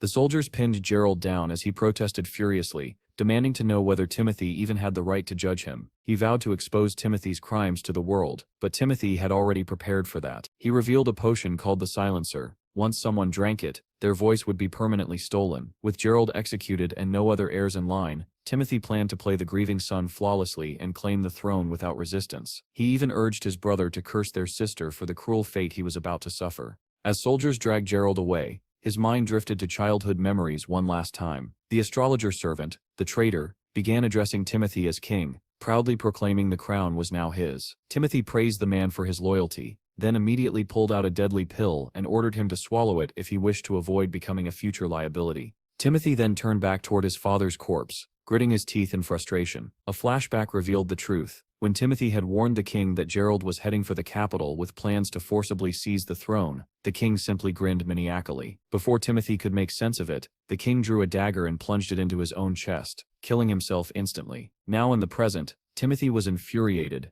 desperate to discover who was manipulating the chaos behind their fight for succession. He was determined to hunt down whoever had interfered. The women who had visited the king earlier were likely involved. Back in Border Town, things had been peaceful. The steam engine prototype in the mines had been repaired, no accidents had occurred, and no demons had shown up recently. Our hero had been enjoying a rare moment of calm, brainstorming ways to grow the town's economy and refill his empty coffers. But that peace shattered when a night burst in with alarming news. A massive horde of demons was swarming outside the walls. At the border, below the fortress wall, monstrous howls echoed through the air. The soldiers stationed atop the wall looked horrified by the sheer number of creatures. Among them was Vanner, a former miner who had joined the army simply to eat eggs. One of the beasts charged the wall, slamming into it with tremendous force and shaking the entire structure. The impact left a noticeable crack in the stone, though the monster collapsed moments later. A pack of wolf-like demons began advancing next. Hunter Ironaxe barked orders, telling everyone to brace their spears. As the wolves scaled the wall, Vanner gathered his courage and thrust his spear on command. One wolf managed to leap onto the rampart, but the captain quickly drew his gun and shot it through the skull. With the immediate threat neutralized, Ironaxe warned everyone to remain alert. Suddenly a soldier cried out as a creature pierced his abdomen, spilling his innards. The sight nearly sent Vanner into shock. Fortunately, the knight and the prince arrived in time. The knight reminded Vanner of his training, snapping him back to his senses. Vanner immediately ordered the wounded man taken to the hospital while the others held their ground. The prince couldn't help but smile at Vanner's discipline. All those eggs had not gone to waste after all. They had helped build a competent civilian army. Then something unexpected caught everyone's attention. Even our hero recoiled at the sight of it. The hunter, equally horrified, drew his gun. They had encountered a monstrosity unlike anything they had seen. A massive behemoth that defied the rules of biology. Our hero had never imagined facing such a mutant creature. The soldiers released a barrage of arrows, but it was like firing toothpicks at a tank. The arrows bounced harmlessly off its thick armor-like hide. The troops looked toward their leader in panic, uncertain of what to do. The monster's steps shook the earth as it lumbered forward. Realizing they needed more firepower, our hero ordered the muskets loaded. When the creature drew close enough, the soldiers opened fire, but it was about as effective as trying to stop a T-Rex with a water gun. The soldiers began panicking when even the muskets proved useless against the monstrous behemoth. The prince quickly ordered them to calm down, then instructed Vice Captain Vanner to gather a few men and fetch dynamite from the storage room. As he was giving orders and trying to regain control of the situation, bam! The colossal monster smashed through the very wall they had worked so hard to build.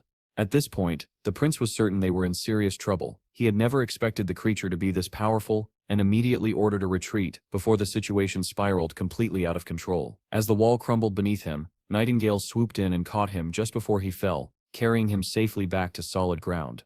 Once they landed, the boy asked why she had come. Nightingale explained she had rushed over because she was worried, and clearly her fears had been justified. She then asked how he planned to deal with the monster. Our hero assured her he still had a trick up his sleeve. Right on cue, Vanner returned carrying a bundle of dynamite.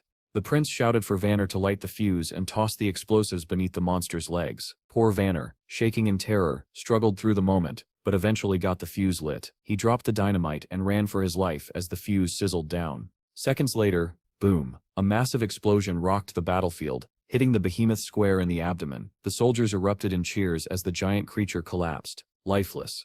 The prince grinned like he had just aced an exam, but their celebration ended abruptly when they saw more beasts approaching, not mutants, but regular demonic creatures, and plenty of them. The soldiers scrambled to raise their shields as panic spread.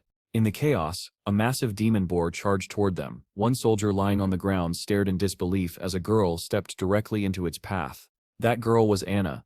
Not just any girl, Anna, the witch he had tried to keep away from danger. Anna stood fearlessly, eyes fixed on the raging boar. She summoned her power, and flames burst from her hands, engulfing the beast and roasting it alive. Our hero's jaw dropped. He had been so focused on using her only for construction and town projects that he had never imagined her potential on the battlefield. No wonder he had kept her in the sick bay. He wanted her protected. He had no idea how she had gotten past everyone. Knight Brian dropped to his knees, reporting that Anna had been worried about the prince's safety and insisted on coming to the wall. He couldn't stop her. Originally, the prince had planned to slowly shift public opinion using Anna's healing abilities. Once the people accepted witches, he would reveal Anna publicly, but now the secret was out, whether he liked it or not. He ordered Brian and Nightingale to protect Anna at all costs. Meanwhile, Anna stepped forward as soldiers instinctively formed a protective circle around her. With fierce determination, she raised her hands again. Flames ignited and surged upward, forming a blazing wall within the breach, blocking the monsters from advancing further.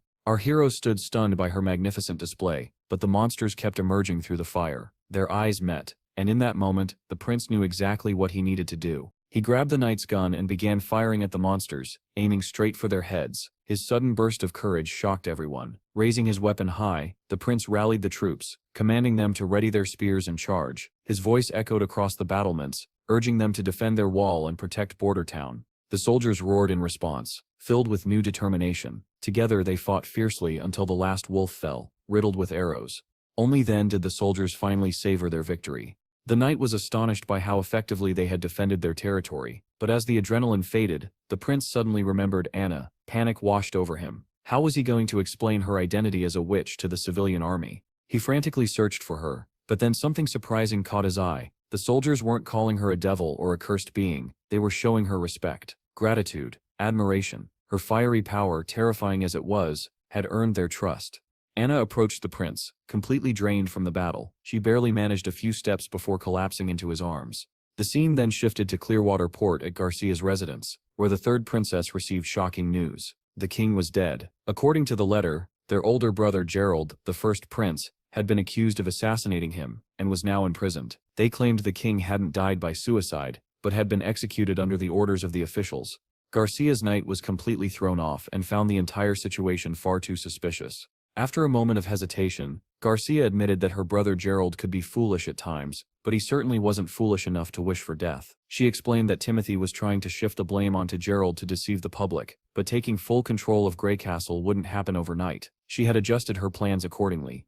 Her knight still couldn't understand why Timothy would pull such a reckless stunt, especially when their father had always favored him. That was when the princess dropped a truth bomb. Timothy feared her. At the mere sight of her black flag, he trembled. She pointed out that Timothy's actions were unnecessary. Yes, he was laying the blame for their father's murder on Gerald, but he couldn't fool the kingdom forever. If he hoped to seize all of Greycastle, he would need a long-term plan, not a desperate frame job. So she decided she would not sit back and watch. She was setting sail for Greycastle the next morning. Her knight nervously asked whether she intended to confront Timothy. Garcia told him plainly, if Timothy wasn't going to wait for the 5-year decree to end naturally, neither would she. The knight anxiously mentioned that the entire kingdom must be mourning the king's death by now. Garcia casually asked if he expected her to shed a tear as well. He quickly said no and knelt, awaiting further orders. She commanded him to fetch the captain of the Black Fleet. They would depart as soon as possible. Meanwhile, back in Bordertown, things had calmed down after the massive monster raid. No further attacks had occurred, and the injured soldiers were treated and returned to duty quickly. The chief knight was tasked with using the hybrid monster's shell to reinforce the broken wall, merging it into the existing barrier. The largest factor in their victory had been Anna's devastating power, but weeks had passed since Anna collapsed, and she still had not awakened. Nightingale reminded everyone that today was supposed to be Anna's maturity day. She feared Anna might die in her sleep, since witches could only survive the pain of maturity while conscious. Somberly, she revealed she had seen far too many witches die, treated like animals, burned, tortured by nobles for twisted entertainment. The lucky ones lived in exile, endlessly chasing the mythical Holy Mountain, a dream they never reached. But Anna was different. Unlike the sisters of the association, Anna was cared for here, valued, respected. Nightingale explained that this was what the Holy Mountain truly represented, a life free from prejudice. Anna had already achieved it. Memories of Anna flooded the prince's mind. Her strength, her determination, the day she vowed to remain at his side. He clutched her hand firmly, refusing to let her slip away.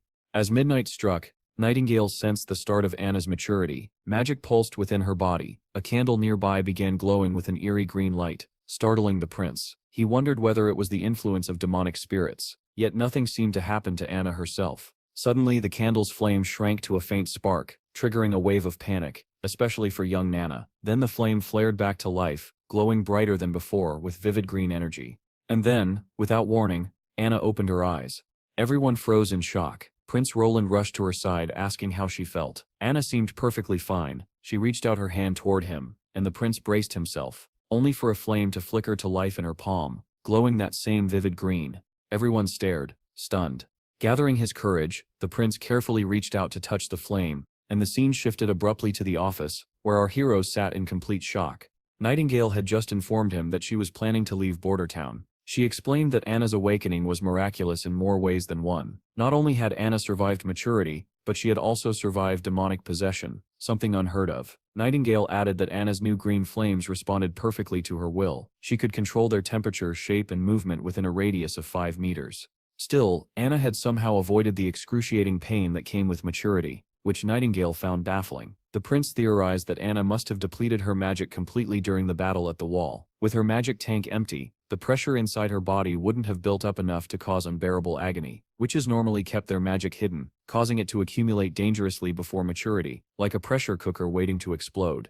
Nightingale nodded, admitting the explanation made sense, which meant she had no time to waste. Winter was coming, and that meant countless witches across the land would soon face their own painful transformations. She needed to return to the association immediately, gather any survivors, and bring them back to Bordertown, hoping the prince would give them the same protection he had given Anna.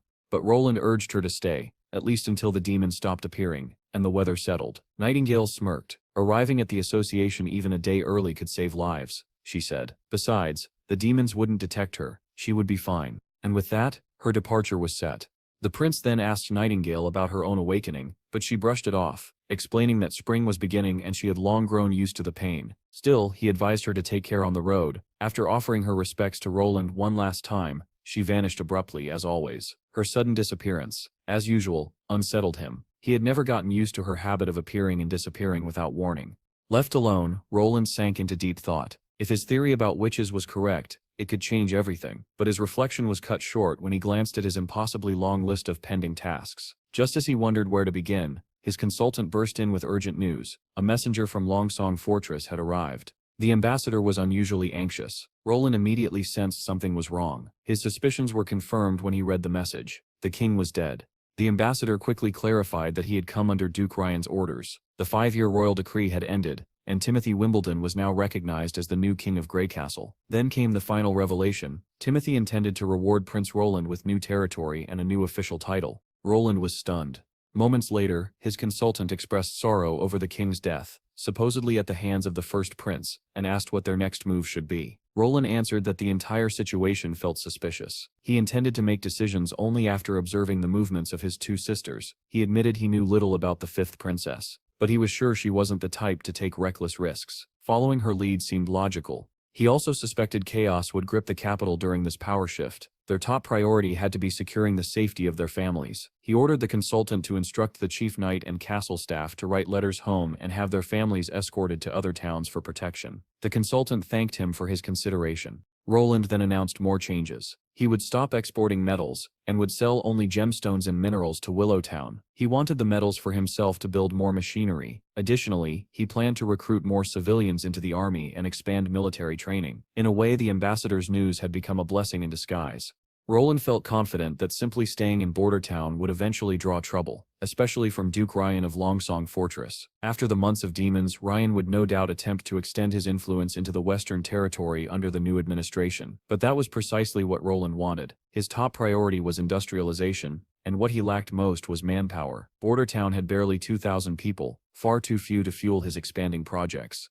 Buying slaves, recruiting high-level talent, or boosting birth rates were unrealistic. However, taking Longsong Fortress could grant him thousands of freed citizens and a massive boost in wealth. Assimilation would be easy, and it was the fastest way to grow the population and economy. Roland understood the challenges of confronting the entire fortress, but he would wait patiently for Nightingale to return with the witches. That was also why he desperately wanted to expand his civilian army and build more machinery. The scene then shifted to the northern mountain range, where Nightingale descended into one of the tunnels. Her path was suddenly blocked by roots sprouting from the ground. She introduced herself, and the roots withdrew. The witch controlling them, Leaf lit up with joy at the sight of her friend. After exchanging greetings, Leaf delivered grim news. One of the 2 younger witches, either Erin or Ashley, had failed to survive her maturity. They chose not to dwell on the tragedy and moved inside. Nightingale was eager to reunite with Wendy. When Wendy was called over, she immediately spun around and greeted Nightingale warmly, teasingly calling her Veronica. Taking Nightingale's hand, she made her blush. But Nightingale firmly insisted she wasn't the weak girl she once was, and no longer wished to be called by that name. Wendy gently reminded her that denying her past wouldn't change it. It was still part of who she was. Despite that, Nightingale was happy to see her, and the two embraced tightly. Wendy then asked about Anna and whether Nightingale had helped her through her maturity. With a smile, Nightingale revealed that Anna hadn't needed saving at all. In fact, what had happened to Anna could change the fate of all witches. Moments later, Nightingale told her sisters everything about the prince, how he allowed witches to live in Bordertown without discrimination, how he had personally saved Anna and Nana, and how he rejected the church's belief that witches were possessed by devils. He believed their powers came from within themselves, not from any demonic influence. To seal the truth, Nightingale reminded the group of her ability. She could smell lies, so they could trust every word she said. When Nightingale insisted the prince was serious, she revealed his plans to protect witches and even oppose the church if necessary. Then she pulled out the steam engine blueprints, proof that they could build a thriving sanctuary, one strong enough to rival the Holy Mountain itself. Just as she painted this hopeful picture, a green-haired woman barged in and demanded everyone be quiet. She seemed to be their teacher, and Nightingale immediately bowed her head in respect. The teacher gave her a cold stare, questioning whether Nightingale was calling the Holy Mountain something they had chased for generations, nothing more than a lie. The scene shifted to the new king, Timothy. A knight presented him with a stone known as Divine Judgment, supposedly the ultimate weapon against demonic forces. The knight boasted that the church had long proven its effectiveness in subduing witches. But Timothy was irritated. He blamed witches for his father's suicide and ordered the knight to continue capturing them and scour the capital for more. Back with Nightingale, she awoke tied to a pillar with a witch suppression stone locked around her neck. She tried to figure out how she ended up in this position. A flashback revealed the moment the green-haired teacher exploded at the suggestion of the prince aiding witches. She ranted that witches had suffered persecution for ages, and claimed that Nightingale had been deceived by the prince. To her, the agonizing pain of witch maturity was a sacred trial, one that shaped the mind and body of a true witch. Only those who endured it earned the right to ascend to the Holy Mountain and achieve peace. Nightingale was horrified. To the teacher, every fallen sister, every witch who died enduring that agony, was simply disqualified. Their suffering meant nothing. The teacher then offered Nightingale a final chance at forgiveness. If she repented, she would be shown mercy. But Nightingale refused. She would only leave with sisters who believed in her. As she attempted to walk away, a snake shot forward, coiling around her feet. Venom surged into her body, petrifying her instantly. She woke to find herself tied up, facing the teacher. Nightingale questioned why the woman was using Divine Judgment, a forbidden tool within the association. The teacher dismissed her concern. It was nothing more than a disciplinary tool for rebellious children, she said. She reminded Nightingale that Wendy had once saved her from the aristocrats. And now, instead of repaying that kindness, Nightingale was betraying them, handing them over to nobles just to repair her own relationships. Nightingale denied it. She insisted she only wanted her sisters to live free, without starvation, without persecution, without the torment of maturity. She emphasized that everyone deserved the right to choose their own fate. She even brought up the steam engine blueprint as proof that miracles were possible. The teacher scoffed. She tossed the blueprint into the fire, mocking the idea that a hunk of steel could ever move like a living creature. Then she grabbed a heated dagger and held it inches from Nightingale's throat. This would be Nightingale's last chance to beg for forgiveness. Otherwise, she would die as an example to all. Even facing death, Nightingale stayed defiant. She would rather be stabbed than bow. Wendy suddenly stepped forward, reminding everyone how many sisters they had already lost. They couldn't afford to lose another. The teacher, growing more frantic, demanded to know whether Wendy believed Nightingale's story. Wendy said she didn't plan to go to Bordertown herself, but she agreed that everyone should choose their own path. She asked if any witch wanted to leave with Nightingale. No one spoke. Seeing this, Wendy suggested letting Nightingale go alone. She had harmed no one, and there was no reason to kill her. Several sisters agreed and asked the teacher to release her. But the teacher snapped. She refused to let Nightingale go, fearing she would reveal the association's location to the church. She raised her dagger to strike. Before she could, Wendy hurled a coin at Nightingale, shattering the suppression stone. The teacher lunged at Wendy. Her snake struck and clamped onto Wendy's hand. But Nightingale reacted instantly. A metallic flash, a scream, and her sword pierced the teacher's chest. The woman collapsed before anyone could move. Nightingale and Wendy vanished into the shadows and fled the tunnels. But Wendy's condition quickly worsened. The poison spread from her bitten hand. To stop it from traveling further, Nightingale, heartbroken but determined, took out her dagger and severed Wendy's hand. She kept the severed hand, confident Nana could heal it later. Their journey was brutal. It took them 3 days just to reach this far, and carrying an injured Wendy slowed Nightingale even more. Wendy's blood loss made the situation dire. Nightingale feared she wouldn't last another 3 days. But just when all hope seemed lost, a mysterious newcomer appeared, ready to help. The newcomer looked like a boy at first glance, but she was actually a girl. She told Nightingale not to freak out. Her name was Lightning, and she had recently joined the Witch Association. Nightingale remained guarded, and asked if Kara had sent her. Lightning shrugged, saying Nightingale probably didn't recognize her because she was rarely around the base. She explained she wasn't there on orders. She came because, just like Nightingale had said earlier, everyone deserved to live life their own way, and Lightning had chosen to follow Nightingale. Simple as that.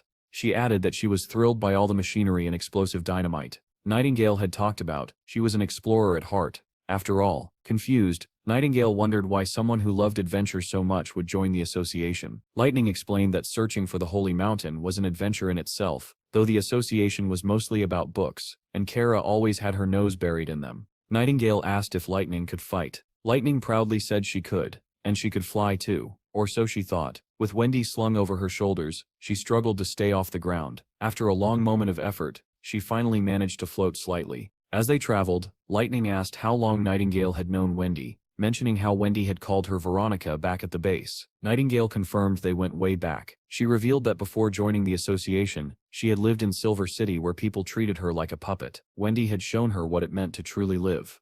She told Lightning she once had a family. At 13, her parents vanished during a commoner uprising. Her uncle took her and her brother Hyde in. That same year, her witch powers awakened. Her uncle realized she was a witch immediately and separated her from Hyde, locking her up and forcing her to train. He threatened Hyde's safety so she would use her abilities for his dirty work. She became an assassin, poisoning, ambushing, killing. The Gillen family grew rich, while her hands grew bloodier. Her powers were disturbingly suited for it.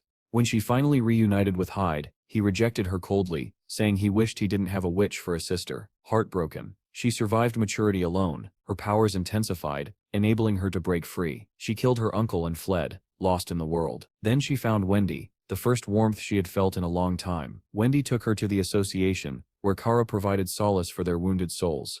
In the present, Lightning admitted that Kara had gone off the rails. She still couldn't believe a prince genuinely cared about witches. After a long journey, they finally reached Bordertown. Inside the familiar cottage, the prince kept sneezing, wondering who was thinking about him so intensely. Suddenly, a loud commotion erupted. The trio Nightingale, Lightning, and the unconscious Wendy crashed into the cottage. Anna immediately prepared for combat, but Nightingale shouted for the prince to fetch Nana. As Nana worked on Wendy's injuries, Roland tried to understand what had happened. He feared the association had been wiped out by demons, and only 3 had survived. Lightning appeared from the infirmary, reassuring him that she wasn't hurt. She admitted she hadn't believed Nightingale's claims about the prince at first, but now she knew he truly cared about witches. She joked that the world was full of weird people, so a weird prince wasn't the strangest thing she'd seen. Roland didn't appreciate the comment, but let it slide. At least he now knew the association hadn't been attacked. Lightning explained everything, how Wendy had been wounded by their own teacher Kara, and how they ended up fleeing. Later that night, Roland returned to his room and nearly jumped out of his skin. Nightingale was lying on his bed in her nightclothes. He immediately panicked, wondering if she was planning something intimate, but she got up and walked toward him, her expression serious. He backed nervously into the door, insisting she needed rest. Instead, Nightingale, Veronica Gillen, knelt before him. She formally swore her loyalty. She vowed to follow his commands, stand at his side in battle, and face demons or any danger until her final breath. Roland wasn't shocked. After being betrayed and disillusioned by the association, it was clear she was turning to him and placing her future and the future of witches in his hands. Without hesitation, he took the sword from her and officially appointed Nightingale as his right-hand woman. The prince asked Nightingale if her real name was Veronica, and she nodded, saying there was no need to hide it from him anymore. We then caught up with Wendy, who had just been offered a contract. Roland told her she could stay in Bordertown and work for him. If she agreed, she could sign on the dotted line. He promised fair pay for her magic. He also revealed he'd discovered a possible method for witches to pass through maturity without feeling any pain. The idea shocked the new witches.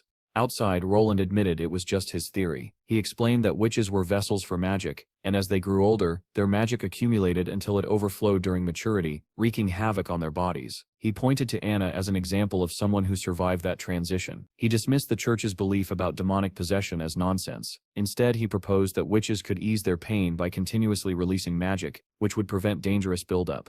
He promised that Bordertown would become a safe haven where witches could openly practice their magic without fear or discrimination. If everything worked out, he believed they could build their own version of the Holy Mountain right here in the Borderlands. Wendy, already convinced, asked where to begin. Roland told her to keep using her magic mastery would come with practice.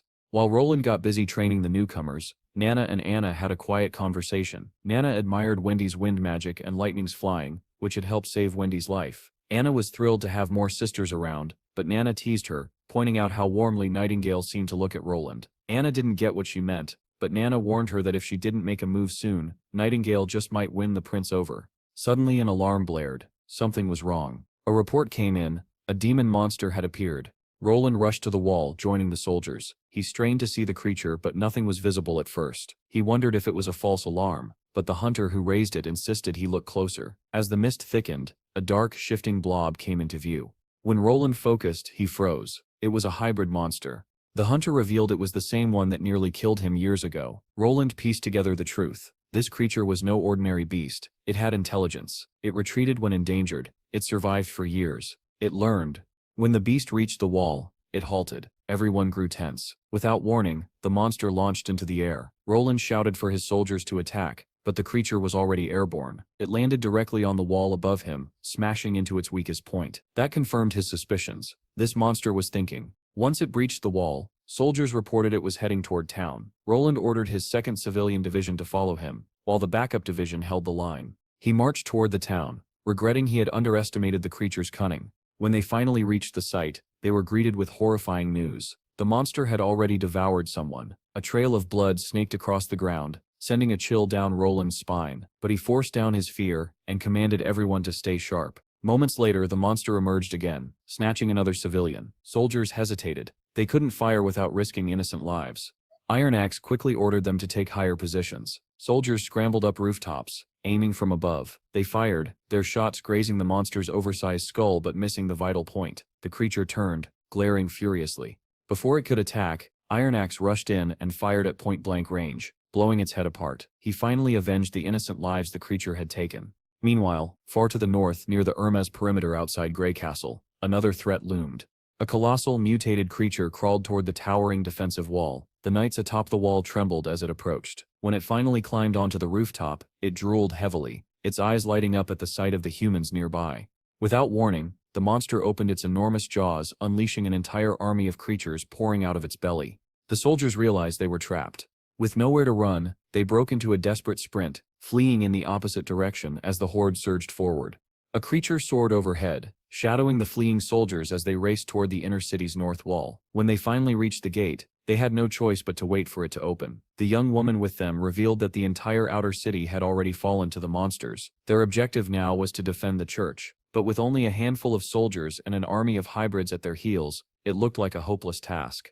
Then the girl pulled out a red pill and ordered the soldiers to take it and destroy the enemy without hesitation. They obeyed. As soon as they swallowed the pill, a powerful surge shot through their bodies, filling them with strength. They marched forward, ready to fight to the death.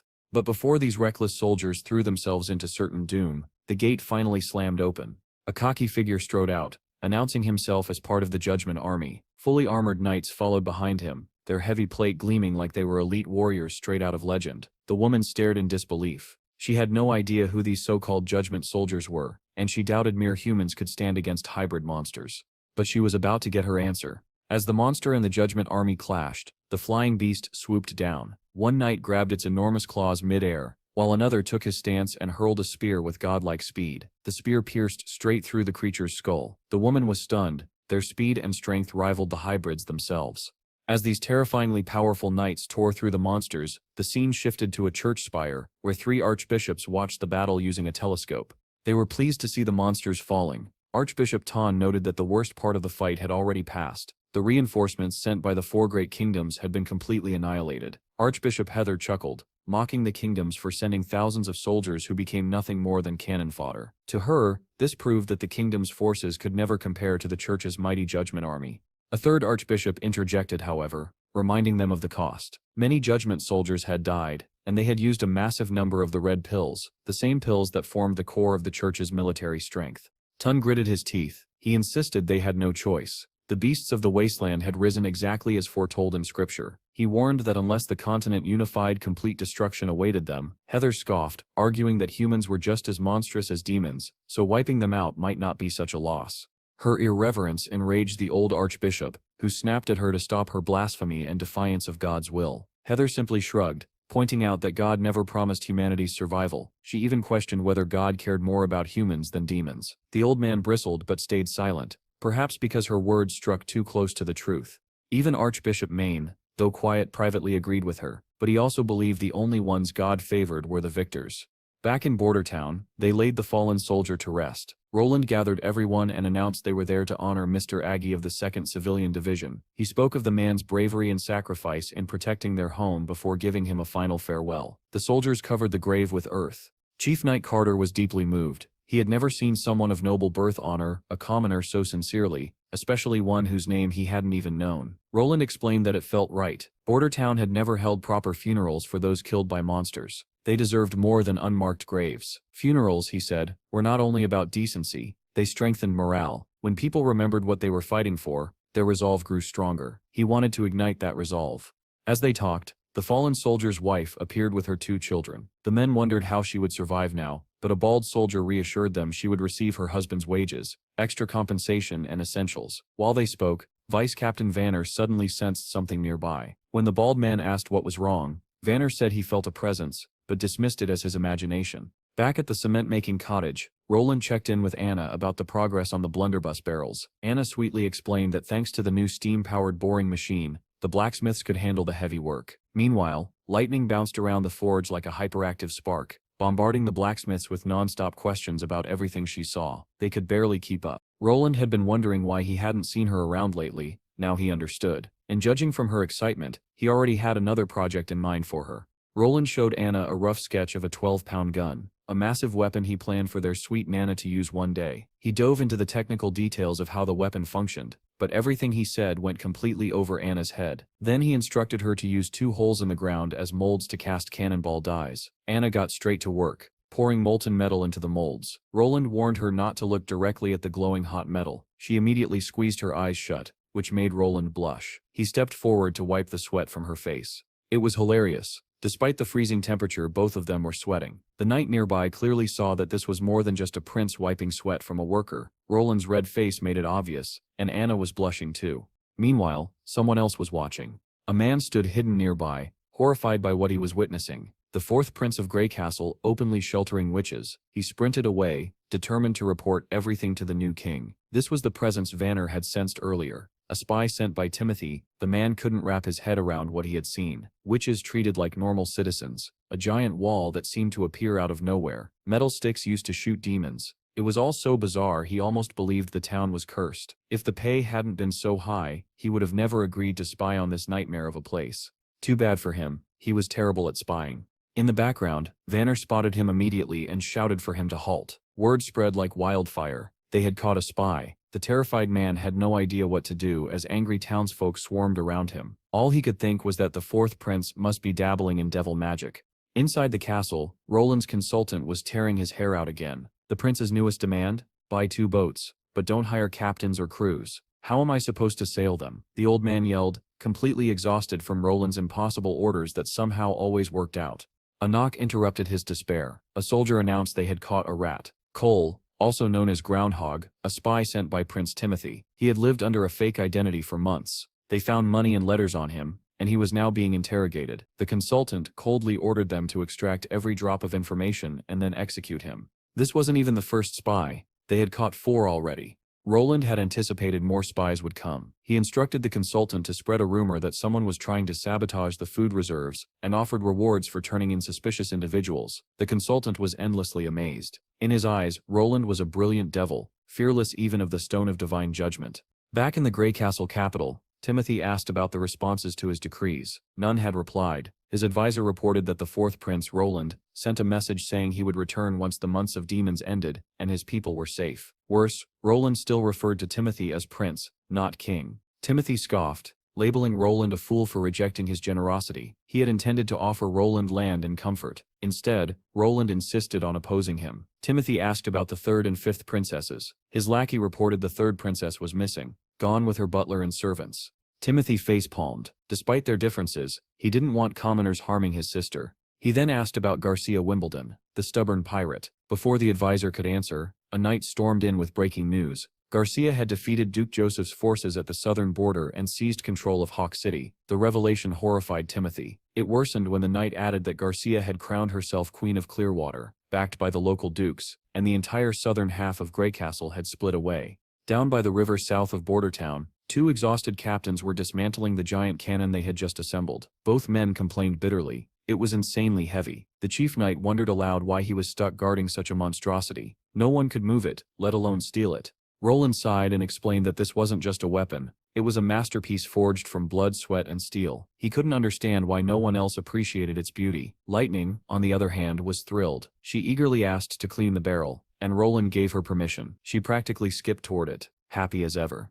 The knight looked confused and asked why Lightning hadn't signed a labor contract like the other witches. Roland explained that she insisted on working for free, so long as he kept inventing interesting things. Food and clothes were all she needed. For a broke prince, that was too good a deal to refuse.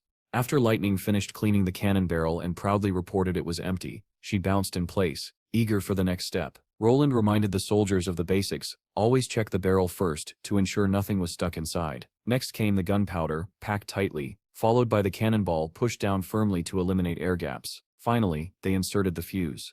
Once everything was set, the prince ordered everyone to clear out. He lit the fuse himself. It crackled to life, and the soldiers quickly covered their ears. Boom! The cannonball blasted forward, tearing straight through the dummy target and punching a clean hole through its chest. The hunter muttered a prayer at the sheer destructive power. Vanner was speechless. Even after smashing the dummy, the cannonball traveled another 100 meters. A 12-pound cannon could theoretically shoot several kilometers, so for a first test, this was more than promising. The knight acknowledged the weapon's power but worried about its weight and the hassle of moving it, loading it, and transporting cannonballs and powder. Roland agreed but insisted it was worth it if it allowed them to slay hybrid demons effortlessly. He already had ideas to solve the weight problem, like mounting cannons on ships. He'd even asked the consultant to acquire sailboats from Willowtown. Wendy's wind control ability would boost travel speeds for civilians and weaponry, making it easier to launch a surprise attack on Duke Ryan's army from behind. But the consultant shattered Roland's dream. Willowtown's ships were far too expensive. A double-masted sailboat cost 120 gold royals, not including the 200 royal cost for the crew. Even if they emptied their entire treasury of 3,155 gold, they'd only afford boats, nothing left to pay the civilian army. Back in the office, Roland argued with the old man again, insisting he didn't need crews. The consultant refused, saying Willowtown didn't sell boats without them. Roland suggested buying ships from other ports, but the old man shot that down too. Every major port was too far, and transporting boats inland would cost a fortune. Then Roland's eyes lit up. Why not build their own boat? They didn't need a fancy ship, just something that floated. Wendy could handle the steering. A simple flat-bottomed barge would be enough. But the old man raised another concern. Materials. Roland confidently suggested light wood, until he realized a log raft wouldn't survive heavy loads. He even considered having Anna weld a full metal boat, but they lacked the steel after producing guns and cannons. Then inspiration struck. They still had plenty of leftover concrete from building the wall. He proposed a wooden base reinforced with steel rebar and a concrete hull. It was ridiculous, but so were most of Roland's great ideas. With that, he marched off to draft the blueprint. Before long, they were down by the river at a makeshift boat workshop. The basic structure was already assembled. Lightning stared at the giant shape and joked that it looked like a massive bathtub fit for a king. Roland laughed and explained it was a boat, not a tub, but Lightning remained doubtful. It didn't look like any boat she'd ever seen. As they bantered, Wendy smiled, happy to see Lightning and Roland getting along. Nightingale pointed out that Lightning had always been like this, energetic, friendly, and easy to bond with. But the mention of the association darkened Wendy's expression. She couldn't help worrying about the sisters they had left behind. The scene then shifted to the mountain range, where the remaining witches marched downhill. One sister warned that demons were nearby. The teacher ordered Leaf to lay her down and help the others. Leaf gently placed the injured teacher on the ground as monstrous shadows emerged. The witches stepped forward to confront them. Meanwhile, the teacher seethed with resentment. She blamed Nightingale for their current suffering and vowed to get revenge once she found the holy mountain and gathered more witches. She wasn't done with Wendy and Lightning either. She saw them as traitors. When the monsters leaped toward them, Leaf summoned her magic. Roots burst from the ground, ensnaring the beasts. Zephyr sucked the air from their lungs, suffocating them. Seeing her students overpower the monsters brought a fierce smile to the teacher's face. With witches like these, she was certain they would topple the church once they reached the holy mountain. The teacher decided they should rest for a moment, but she suddenly froze in shock at the sight before her. Towering structures rose in the distance, skyscraper-like shapes so massive and unnatural that no human could possibly have built them. Her eyes widened, and she whispered in disbelief, wondering if they had finally reached the holy mountain. A radiant smile spread across her face. To her, this was it, the sacred place they had been chasing all their lives. But the other witches were far less convinced.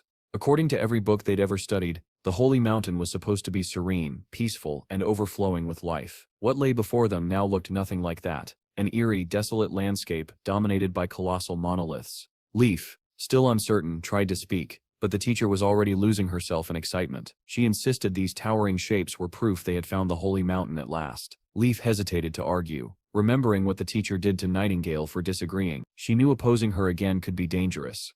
With no other choice, Leaf reluctantly began walking forward. She realized that unless they explored, the teacher would never let them rest. As they advanced across the strange terrain, one of the witches suddenly collapsed, dead before she even hit the ground. Shock rippled through the group. Leaf knelt beside her fallen sister, wanting to mourn, but the teacher snapped at her sharply. She ordered Leaf to keep moving, warning them that stopping even for a second could mean death for all of them. Fearful and grieving, Leaf stood and pressed forward, the surviving witches following her toward the unknown.